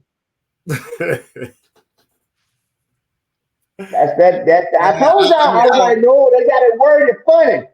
But that shit saying is just how they got it on there. I'm okay with the 30-day test before. I don't really care. It doesn't. I'm like I said, either you is on it or you ain't. It ain't gonna stop nothing. You can test 30 days. You can test. Heck, You might test 3 hours before. You take it in the morning, you're good in the evening. And what does it? So what's a 30-day test gonna do? I'm saying you take it in the evening, you're good in the morning. So it's not gonna even matter. It does not matter when you test. If you can, you're a fan of testing 30 days out. Now, when I say this, I'm saying only, meaning track athletes are only gonna get tested one time a year now, before the championship, 30 days out. No, I mean, I'm not good with it. You know what I'm saying? Give me your stance on it. And here's why. As an athlete, pertaining to my health, I don't really want to take certain things that's going to be damage to my health down on the road. But devil's advocate, did we not just talk about a track athlete should have a certified strength and conditioning trainer? So why wouldn't you have a certified nutritionist that can tell you how to do it properly versus you being Ty Aikens and just getting the pack? We flood the community. Smoke. You niggas say you want smoke, we smoke. We flood the community. Nah,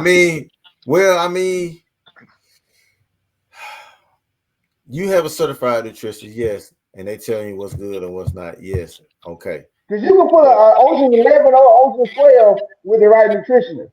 But as we say, yeah, you can. You know, I'm cool for that. You know, as long as it's not on the ban list. However, as we see in the past, that's why we got the whole backhoe situation. People trying to get ahead.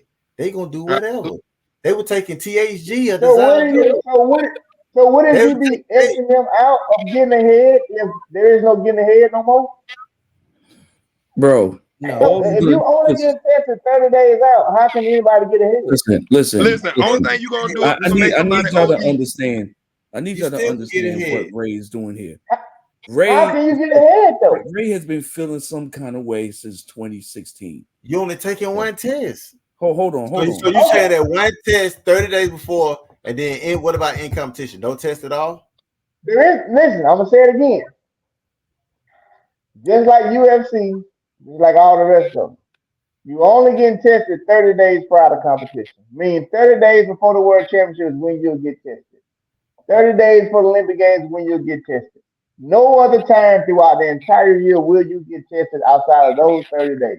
Nah, bro. Nah. There's no whereabouts. There's no pop-up. There's no nothing. I ain't with that. But y'all have not gave me the reason as to why not. You're saying no, but you're not giving me a reason as to why not. I said why not. I'm telling you. Come crazy. Listen. Ray has been in a state of depression since Bolt retired. No, that ain't got to do with it, man. I'm trying to tell y'all. I'm on something. I'm on something here. All he wants to see is 9 4s, 9 5s, 9 3s, and the crack. He wants to see the crackhead Olympics, bro. All we got to do is go back to the hood and tell to the base. Let me ask you a question then, sir. Let me ask you a question. Be honest with yourself. After Christian Coleman broke the indoor world record, would you have not have wanted to see him run for the next 2 years and see what he possibly could have done? I mean, yeah, but okay. Hold on. Don't give me the butt. No, but why was he not able to run? Whereabouts? That's totally okay. So like this. So my question is, if he could have only been tested 30 days prior, would we have not still had Christian Coleman? Look, we would. However, if he was only testing 30 days prior, would we not still have Randolph Ross? We would. But if we was only testing 30 days prior, do you know how many athletes we would still have? Because they didn't get suspended. They didn't get suspended because of nothing they took. And as Fraser has alluded to, it don't matter. If you taking your shit, you're gonna take it, they ain't gonna catch you. That's what Fraser has already alluded to. So now if Fraser has already alluded to, they're gonna take it no matter what. We've lost good athletes over whereabouts. So if you only get tested 30 days out, all you really did was just got rid of whereabouts because they was taking it anyway. They taking it now. So what are you actually stopping? What you're doing is, if you do that, you're actually making the sport, I hate to say it, better, because now you don't have people getting suspended who should be racing to see what they could possibly do because of a whereabouts. Because guess what? We all can sit here and say we know for a fact, even through our history has shown it. People gonna take it no matter what. So And we the test knew ain't that gonna, good people they don't gonna do take it. it. They gonna take it, and the test ain't gonna show up in the test. It ain't gonna show up. So I don't why the care. hell do we? I Why don't are we? care. I'm not with the cheating. Because if we all I'm saying is if you're only checking 30 days out, all that said was nobody will be suspended for whereabouts. But now once again, we gotta put everything in the open. We've all agreed that if you're not in the top, we've all kind of agreed that if you ain't gonna get a shoe deal, you shouldn't even go pro because you can't afford it. Okay. You ain't And gonna be then able if to you afford can't that strong. afford You it, smoking Reggie. so guess You what? smoking You Reggie. can't even afford. And you can't afford it strong no way. So you ain't even you not even in the conversation of getting tested positive because you can't afford none of that stuff that we talking about. So if you can't afford it, it ain't gonna bother you no way. So we really only talking about the elite athletes because the elite athletes are the only ones that can afford it. So we're losing elite athletes because they are still gonna take it. They just dancing around it. So why not just say, look here, we're gonna test y'all 30 days out? Because what it also did was that minimized USADA's power. That took the power out of USADA's hands. So yeah, you gonna have athletes. It's just like any other sport. You're gonna have some athletes that's gonna cheat. They're gonna do what they gotta do. But guess what? If that is what you choose to do, then that's what you choose to do because you're signing a waiver. When you sign this contract, you sign the waiver. Meaning you only can test 30 days out. That's all we're gonna do. We're gonna take 30 days out, we're gonna do a blood test. I ain't with it. I ain't with it. Sorry. It doesn't matter how you try to dress it up. You could listen, you could put So that you don't pig like it because athletes are gonna be taking hold on, Ray. stuff. Listen, you could put that pig in some La Perla drawers and some Gucci underwear. It's still a damn pig. Okay. No. But you ain't told me why you don't like it. Because Ray, I don't do it naturally. That's the only thing I gotta tell you. Do it naturally. If you Ray, if you're not meant to run 9, my question is this right here though. I hear what you're saying. But if there's people who are winning unnaturally, they need to get out the sport. But they're not. Well, when they we've been fighting this drug fight for how long and they still here. So if they ain't gonna go nowhere, they gonna stay ahead of the testing. To me, it's unfair because you only got a select few that can cheat. And if you say, you know what, if you can afford it, you can take it. Then that's actually fair now. Because you only have the people that still ain't fair though, Ray. It still ain't fair. You got some poor folks that ain't gonna be able to afford that though. It ain't. Look, it ain't my fault no more, bro. Look, it ain't my fault that you broke. What you want me to do, baby? My Mustang got 2 horses. You got to get up. But listen though, now you talking about it again. We're only talking about the athletes that would be elite. So all of them should be able to afford it.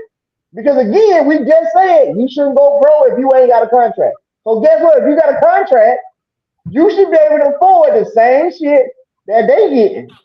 You both got money. No, bro, I can't get with it. I made my stance. You either I can't get with it, bro. You're either on one side of the fence or you're not. No, I can't do it. I can't. It's like this person just commented. The current system keeps the poorer athletes at a disadvantage because right now the poor athletes can't afford the shit that the top athletes are taking that they're taking to skip and miss these tests. So it's like if you're for the strict testing, then you're making it hard on the little man because the little man can't afford that doctor who gonna shoot them up that morning and is undetected. Well, they can't afford that. But the little man ain't gonna be able to afford him anyway. The little man gonna drown either way. But listen, at least he gonna drown. At least, watch this though. At least if the little man had a chance, he might got a cousin in Mexico that we don't even know about, and his cousin like, "Cuz I got you. I'm gonna send you 15 bottles of it." You know what I'm saying? They might have to hit me up to make some plays. You got a point there. You never know who these folks know. But it's only certain. It's only my thing is when we get to talking about these drugs, there's always been only a select crop that get popped. And everybody that gets popped, they ain't broke. They ain't bottom of the barrel athletes. Throughout history, the athletes who've gotten popped have been the ones at the top. Why? Because they are taking it and they can afford to take it. Okay, if you want to level the playing field, the only way you're going to level it is by saying this shit is never going to be natural. You're never going to stop it. Because only thing you're doing is you're putting the power in the hands of a select few to get all the money. Because they know how to cheat the system. The rest of them can't. So guess what? Everybody get it. So if your cousin, if you know Ty Aiken, and Ty can hit on somebody in Bankhead and get you that go fast, hey, get it. Get it. It's fair. Make some moves for me, Ty. Make some moves for me. I got That's you. all I'm saying. To me, it's like y'all know I stand on that shit. I stand on, and the only reason I'm saying because it's like you gotta also think about it. And I'm not trying to be like them, but I am trying to be like them. Think about the amount of lives USADA has ruined. Yeah. Damn well, they should. No. Think about the amount of lives that USADA has took. Yeah. They got all that power to say, you ain't finna. We know you trained your entire life for this shit. We know you did all this to get to this point, but we called you 3 times. You ain't got no money no more. But y'all want to be on that side versus saying, now get them out the way. Because they take it away from people who shouldn't be taken away from. They took 2 years. It's almost like that. Like you took 2 years of Chris Coleman. You took 2 years from Randall Ross still sitting down. Can't get paid, can't do nothing. Something that he loves to do. Why? So that you could get paid. Because you want to show numbers that you are doing your job by taking away from these athletes. When and this is the thing I talk about. We cry in our sport that we don't get treated like professionals. We don't get treated like every other sport. But every other sport do that. They do just that shit. Like, no, we do our own testing. We don't test 30 days out. We can be good with it. Because guess what? The NBA on day is gonna say USADA said LeBron James can't play in the NBA Finals. You gonna lose your damn mind. That has never happened. That has never happened. No other sport. The Yankees is not going to come out and say Derek Jeter can't play today because USADA. It ain't gonna happen. It's not gonna happen nowhere else but in our sport. That's because but we keep trying to say we want to be like everybody else. Be respected. Yeah. Well, you opening a whole other different can. Hold on, dog. That's a whole other different can. That's a whole different comparison, bro. When you talking about how's a different comparison? A whole different dollar. Man, them other sports is a whole different dollar income stream. Come on, man. It's not even about that. And because of the different dollar income stream, that's why they would not allow USADA to stop them because of the income stream. You're right. Because they got so much money. They are not going to allow you to say, you got to sit down. Right. If you want to see a bunch of base heads run because you're enamored with fast times, then just say that. I don't want to see nobody risking their life. Okay, hold on. You watch football, though. You think everybody that play football is clean? And we all think they're stupid, too. I'm not saying not watching. But you watch it? I think they're stupid, too. But hold on. Lamont, what you said don't really hold any water because that doesn't make any difference. That's no different than your everyday life. If you decide you want to go see Ty every weekend and get high, that's your choice. That's your life. That's your life. He itching for a hit. It applies to sports. It's no difference. It's got to be your moral decision to do whatever you want to do. And listen, and that's fine. I'm telling you right now, I'm not. If they put that joint to a vote, I would never vote for the crackheads to get free passes for 11 months out of the year, only get tested before the Olympics. Get out of here. But here's the question, though. Here's the question. They already doing it, though. Charlie Frisch. They already cheating. Listen, Charlie Frisch. But they're doing it anyway. And when they get caught, I'm all for the lifetime ban. They can't get caught. Listen, when they get caught, I want them for the lifetime ban. There's no win. There is no win. And Based on the shit that these people be taking, These they folks can't showed you. get caught. These They folks not not getting failing no caught. tests. That's what these folks showing you. We They not ain't failing no selling tests. no shit. They You gonna get us, you gotta get us on a whereabouts. You not gonna get us on nothing else. You gonna have to get us When on the a last time whereabout. you gotta get on a There's only whereabouts? two ways you gonna get them folks. You gonna have to get us on a whereabout, or somebody got to blow the whistle. Other than that, man, That's stop running it. around hollering about a failed test. Or tie That's selling on the it. wrong corner. That's it. That's it. Ain't no other way. Over there These selling folks on the out there wrong gonna get corner. twisted. He making And plays on the wrong block. what they gonna continue to do is they gonna continue to year after year after year rob the sport and lie to the people. So how do you fix it? You can't rob it if it's equal. We ain't gonna test none of y'all to the end. Get your money up. You better go find you a sponsor now, because guess what? If Nike didn't pick you up and you go find you a shit, Colgate want to give you 50,000, better take that shit to get you some good stuff. I'm gonna test you 30 days out. Done with it. Done. I personally think I just don't like the fact. I just don't like the fact, and I'm with them that to where USADA controls the sport and people's lives. You should control your own damn life. If you want life, you want to be stupid, you want to go take it. That's you. That's you. I'm gonna take you 30 days out. Just be clean when it's time to competition. Outside of that, these folks is think about the amount of people over the years that like just you sort of just like, nope, you're done. They shouldn't have. I just believe they shouldn't have that much power. And the reason why they got that much power is because of shit like whereabouts. We'll text you when you get here. Bet. Cool. Got it. Done. Easy. I'm for that person. Nah, I can't get with it. Nope. Nah, I can't Next get with topic. it. I say do away with testing all this. Nope. Well, that was what my thing was. Do away with testing all together and only test 30 days out. No, That's I mean, right. Ray, I do agree with you. USADA shouldn't have that much power. They shouldn't. But I think we can still have the testing without them having so much 90 days power. out then, damn it. 90 days out. You know what? You know what? You see, there's a female athlete that was on that crack. Now she could get pregnant and get somebody pregnant. Y'all keep taking that stuff. Keep on. What? Keep on. Yep. That let you know right there that he want to smoke. He sound like he already smoking. He looking like he ready to go smoke. Y'all keep on. Yeah, you lost it with that one, sir. I don't know where you were going with that one. He do what we call it sneaking and geeking. He sneaking geeking. He with that. When that water wet, he faded you out better get a towel. What? What? That boy Ty be the first one out there talking about, yeah, you know, she can get pregnant and she can get somebody pregnant. I love her. But don't tell your mammy though. I love her. I'll get your mammy.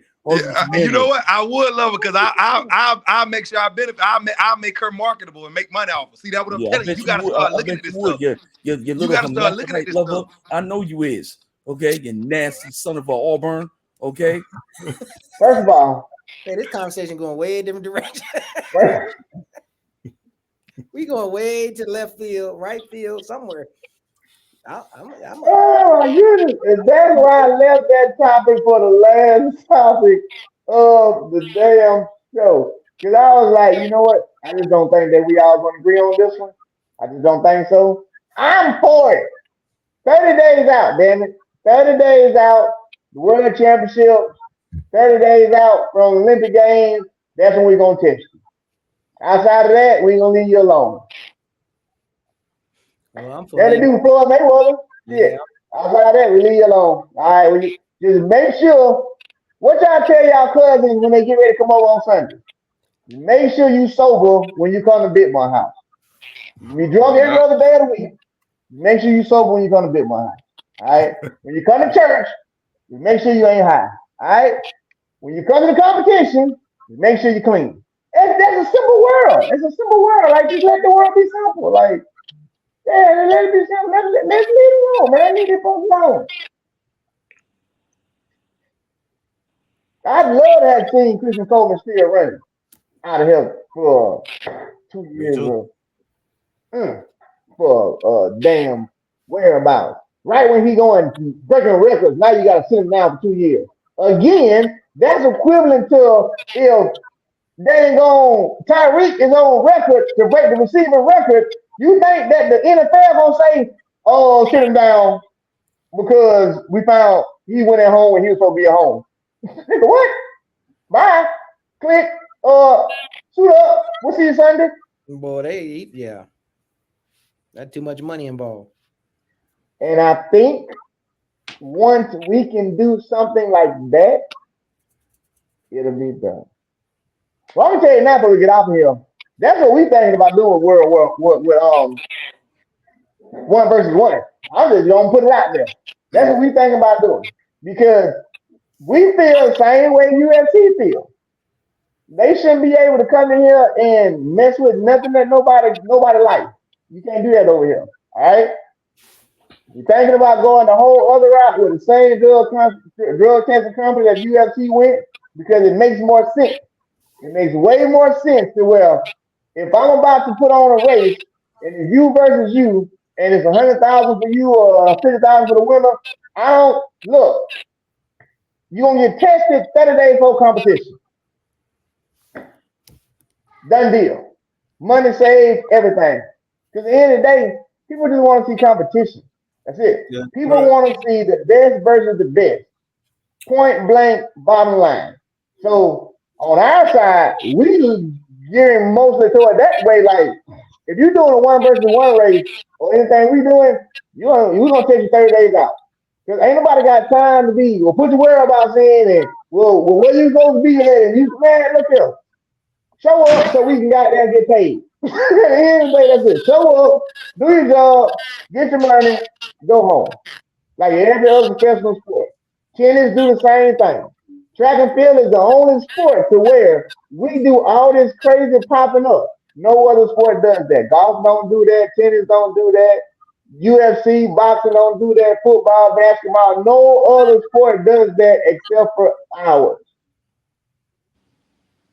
So I think we should join the crew and get like the rest of them.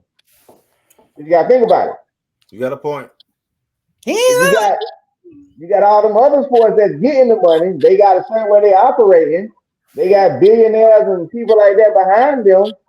Well, it could be the fact that those people could feel a certain way about how they like they literally saying now, like you saw the like, why do I want to come over there and get my money anywhere in that side of the world to where these people have the power to stop my money just by saying my athlete that I'm sponsoring went over there and here I am a multi-billionaire. I done gave this athlete all this money and I'm sponsoring the athlete and here come USADA saying they can't run for 2 years. And I got all that money riding on Christian Coleman. We know what he finna do. Endo, we marketing that, and they holler about, yeah, he went home. And you finna say, we knocked on your door. You went home. Do you know what a real like a billionaire on a football team gonna say to that? You a damn lie. Now he running tomorrow. Shit, what you talking about? But that's just my spiel on. We had that 2 hour marker. You know, we gonna always be on the different side of the fence with that one. But you know. I think we got 3-2 on that. We're gonna have to bring G-Lo. I think G-Lo's starting to understand a little bit, but Coach Lamont down there in that corner, he ain't hearing it. He ain't about no geek. He's sneaking geek. Sneaking geek. He wanted him in denial, drug addict. Yeah. I ain't got a problem. I ain't smoking no dope. I ain't smoking no more dope. Hey, smoking?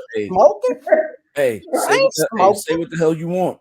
Say what the hell you want. When your kid in the back can't get out the prelims because they're running against a bunch of Chris Rocks in New Jack City. All right, then okay. That's and when my kid better know that's a part of the sport before she line up. For my kid, you better know that's a part of it. Right. Then all of a sudden, you're gonna dope her up, and she's gonna look like the chick that was next to Chris Rock in New Jack City. She was he's saying that like it. He's saying that like it ain't already happening. That's the crazy part. right. And what your you saying is. So what you saying? Okay, all right. Listen, enjoy the crackhead era. That's cool. Yes, that era versus the era now. So right now, you think they still doping like that? I know they are. No, they are. Without a shadow of a doubt. Yeah, I know for a fact. I know they doctors. Hell yeah, I know they are. And they getting away with it. That's Man, why They I be always such gonna get an away with it. advocate These for folks it. not gonna Like, catch them folks, man. that's why I be an advocate The for folks it. Like, showed you that man, with don't y'all stop clear one playing. and clear two. Clear one and clear two should have been showed you that, man. Ain't no getting caught. Boy, y'all nigga retarded. it's only a couple You're ways not, you can talk. you're not catching these people. And we I already just said told always you the get two caught. ways you gonna Tyler get already caught. told. Somebody gonna have to blow the whistle, man. You not getting caught. Y'all better stop tweaking. So let it be. Let it get out there. And I'm gonna end it with this because, Mud, I feel the same way you feel. Every time I seen somebody that finished in front of me end up being positive, I felt a certain type of way. Even when they race, I felt a certain type of way. But I'm the type of nigga to where it's like, well, shit. If that the case, then let me go get my pistol too. I ain't gonna just let you shoot at me. I'm gonna just go, and I'm not even gonna tell the young people that coming up with me, hey, bro, get your pistol. Why? Hey, Them niggas over there shooting. hey, like old hot. Well, what you want me to do now? I ain't gonna be like, let me go in the house and hide. No, I know they out there. Well, in that case, Hey, like get my pistol. like old Al Hobson used to say, you can't take a knife to a gunfight. You can't take a knife to a gunfight. Shit, they out there shooting. You can't bring a knife. Well, yeah. You got two choices. You either stay in the house and play on the porch, or you grab your shit and you go out there in the street with them. Yeah, stand there. You got Little Richard syndrome. Only good around the house. That's it. That's it. That's it. That's it. That's it. So we feel the same way, Lamar. I know how you feel, but for me, it's like, well, I'll tell you what. Just everybody go get a gun because the police ain't stopping nobody. So because the police ain't stopping nobody, grab your gun, protect yourself because when they get a shooting, I'm talking about the other niggas in the street. They get a shooting at you, you ain't got no pistol. Well, you dead. That's track and field. When you line up, and these folks ain't got nothing, you ain't got nothing. Hey, what can you do? What can you do? But anyway, we're gonna revisit that topic again. We had that 2 hour mark now. We had that 2 hour and 1 minute marker. So we're gonna get ready to get off this thing. Yeah, Brown Mr. Power Cincinnati. So next week, hopefully we'll have Lauren back. She had to take care of some stuff, get that stuff taken care of. Bless But her. yeah. So, but I wanted to dive into this coaching topic because I felt like I needed to based on everything that just happened last week. And I was like, well, you know what? That's a topic for a show. Let's just talk about coaching and drills. I like it. Great off-season show. Great off-season topic. I appreciate y'all fellas for being here. Lamont over there on Plenty of Fish. Man, get up. You about to get married. What you doing? Bro. Listen, recruiting never stops, dog. Man, I got coaches mad at me because I don't want to look at a 12-2 girl that runs 57 point and 25 something. Dude. And let me guess, half these coaches are friends. They're like, man, you already know I told you I had my girl, yo. Nah. I want you to look at it. Nah, they just random coaches who just think that, we just need to take anybody. The funny thing is they would never do that to Alabama or Auburn, Oh, wait a minute. They tried it with Auburn. They got checked. They checked. They tried it with Georgia Tech. Like, bro, you don't understand how hard it is to get into Georgia Tech now? Like, them standards is ridiculous. Look, ain't no way Georgia Tech got that beautiful facility. I went over there the other day. Ain't no way they got that beautiful facility and they're not doing what Angelo and them was doing when he was at Georgia Tech. There's no way. There's no way. Because they raised the standard. Now, clearly, the two sports that don't have a standard is basketball and football. They just let whatever up in there. Because look, I've seen some of them dudes. If you from the lower part of Florida, I know you ain't the smartest. You ain't the smartest person out there. Okay, all right. Especially you got them dirty dreads, not them clean dreads like Ray got. I'm talking about them disgusting looking dreads, like them homeless dreads, bro. I know you cheated again in school. Okay, I know you cheated. You say the dusty dreads cheated to get in school, boy. That's but all jokes aside, it's hard to get people in certain schools, and they'll start looking at your roster and claiming that, well, my girl fat. No, first off, I just got here. Second of all, no, they're not. Okay. All right, can you see what I just saw? Okay, I'm gonna share this with y'all, and y'all can have a good appreciation for this before we get off of here. What if I told you we had girls drop between the second and second and a half on a 300-meter time trial between last year and this year? What would you say? Right, what? They drop between a second and a half on a 300-meter PBs when we did our 300-meter time trials. What would you say? That's pretty damn decent. Yeah. Had a girl go. I had multiple girls.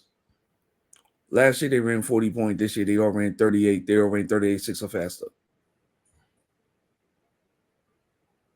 And that's my 4x4 team. That's part of my 4x4 team. I'm not even going to tell you what the sprinters did. So all you coaches keep sending me your little 12-3 talking about, oh, my girl should be on your team because my girl could fit it. No, first off, you in downtown Atlanta. You want to have all them little boys going to tell you how cute you are and this and the third. And listen, it's distraction. Dude, we dealing with one of our babies right now. You know, we got to snatch her up a little bit and get her back in line. And now she's starting to understand, Coach, I was right. Now get back on the horse and let's get this business going. And so, you know, I have to respectfully tell people, look, man, I'm not dealing with that BS, man. Just stay over there. We trying to raise the quality of training and quality of athletes on the team.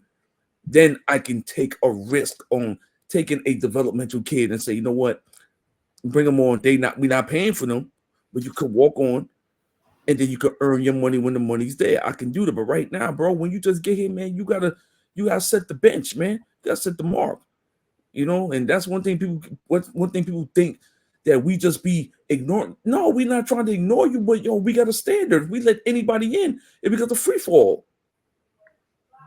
You know what I'm saying? Mouse don't just let anybody onto his team.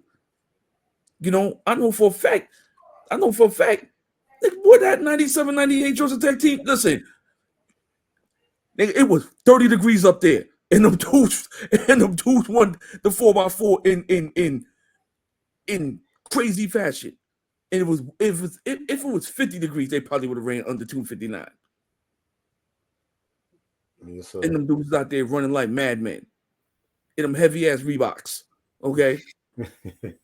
Hey, keep them babies out of Magic City down there now.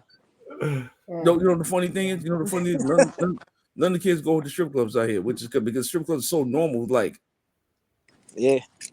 Hey, you got some 12-2 babies you don't want? Yeah, I could send a couple your way. If they got a good 200, go and send them my way. I'll make them 11.5. That's what I do. And that's perfectly fine. That's perfectly fine. Where I'm at right now, I gotta get girls coming in here running 11.4 right now. Man, you ain't gonna get no 11.4s in the Georgia State. You fucking crazy. You ain't about to get no 11.4s in there. You wildin'. Good. You're right. He boy, you better tell him. Everybody likes Atlanta, bro. No, I'm just talking crazy. Yeah, everybody likes Atlanta. You can get some 11.4s in Atlanta. Listen, I see why G-Lo went to Georgia Tech. Boy, listen, Georgia Tech. Look, I went over there the other day. Georgia Tech fired. I was gonna go to the North Carolina Georgia Tech game, bro. Their athletic facilities is crazy. Yeah, send me them 12-2 babies. As long as they ain't 26. As long as they ain't 26 in the 200, I'm all right. You got a bunch of them. Hey, listen, you better look at that Utah State meet and look at the Great Southwest meet. Oh, I'm already locking Utah up. They mad at me up here. Yeah, they mad at me. Hey, watch Utah State. Watch Utah State. The only competition you got on the men's side would be Utah State. And man, I ain't gonna have no competition in Utah. Word? Or like that? That's how I'm coming. Come on, you can in the game. You know. All right, but listen. You know you better be a Mormon. No, that ain't. Hey, let me tell you something. Y'all need to get that perspective of Utah out your mind. It ain't what you think it is. I'm saying that from my own personal experience, because I used to think the same thing. Man, I'm gonna come up here and end up Mormon. No, Utah ain't like that. It's like any other state where they got religion. It's just that's their strong religion. But they don't push it on you. They don't. If you come up here, they not about to convert you over, or it's nothing like that. How far are you from Salt Lake, bro? Put it like this: I don't even know. No, you wouldn't even know who's Mormon unless you asked. Word. Yeah. As far as now, you do have BYU that's a little bit different. Yeah. Where I'm at, no. But it's not like Utah ain't what you think it is. Because I was the same way before I came out. I was like, man, Utah, it's totally different. And when I tell you the people out here are nice, man. Oh yeah. It's some of the most genuine and nicest people. I've been here 2 months, and I ain't came across a rude restaurant worker yet. Not McDonald's, not Taco Bell, not nothing. These people out here they all took the Chick-fil-A hiring manual guide. Hey, Frazier. hey, Frazier. Yeah. Frazier, you been playing in the snow? It ain't snowed up here yet. He ain't get it. Ain't snowed up here yet. It coming though. It ain't snowed yet. He ain't get it. Hey, Angelo, he ain't get it. Oh, no. Not yet though. I ain't playing in the snow. It ain't snowed too much yet. It coming though. It coming though. I might have to go get my snow boots. I might have to go get my snow boots though. Oh wow! All right, look, but man, I gotta call the state of Texas, man. Let me jump on we about to wrap this thing up, man. We had 2 hours and 10 minutes, man. We just gonna get off of here until next week. It was a good show, good arguments. Next week we should be back to normal. We should have Lucky Lauren here. We should have some decent stuff. There's some stuff I want to add in that we didn't get to talk about, like the Cowboys. So I'm gonna mention that to her for next week because I do want to start talking more football. To be honest, I do. Yeah. Did he say he want to talk about the Cowboys? I might have to miss that. Yeah, man. What? I'm gonna have to miss that one too, bro. She shitting me. You see how we doing? See how we doing. That next week though, you know, I was like, you know what? I want to add in I want to add in a little football twist just at the end, if you don't mind. It was like we can make it work. I'm like, I just want to talk about Cowboys. So anyway, all right, y'all, we done. We will see y'all folks next Monday. And for the people who actually didn't catch this show, y'all will see it in 2 weeks because the show from last Monday is about to get put on YouTube today. And this show will be on YouTube next week. So it's syndicated a week behind how they got it set up now. So yeah, everybody in the chat, y'all got it first. Everybody else get it next week. We out of here though. I see y'all for next week. I gotta get up 6 o'clock in the morning. I'm out of here. Thanks. Later. All right.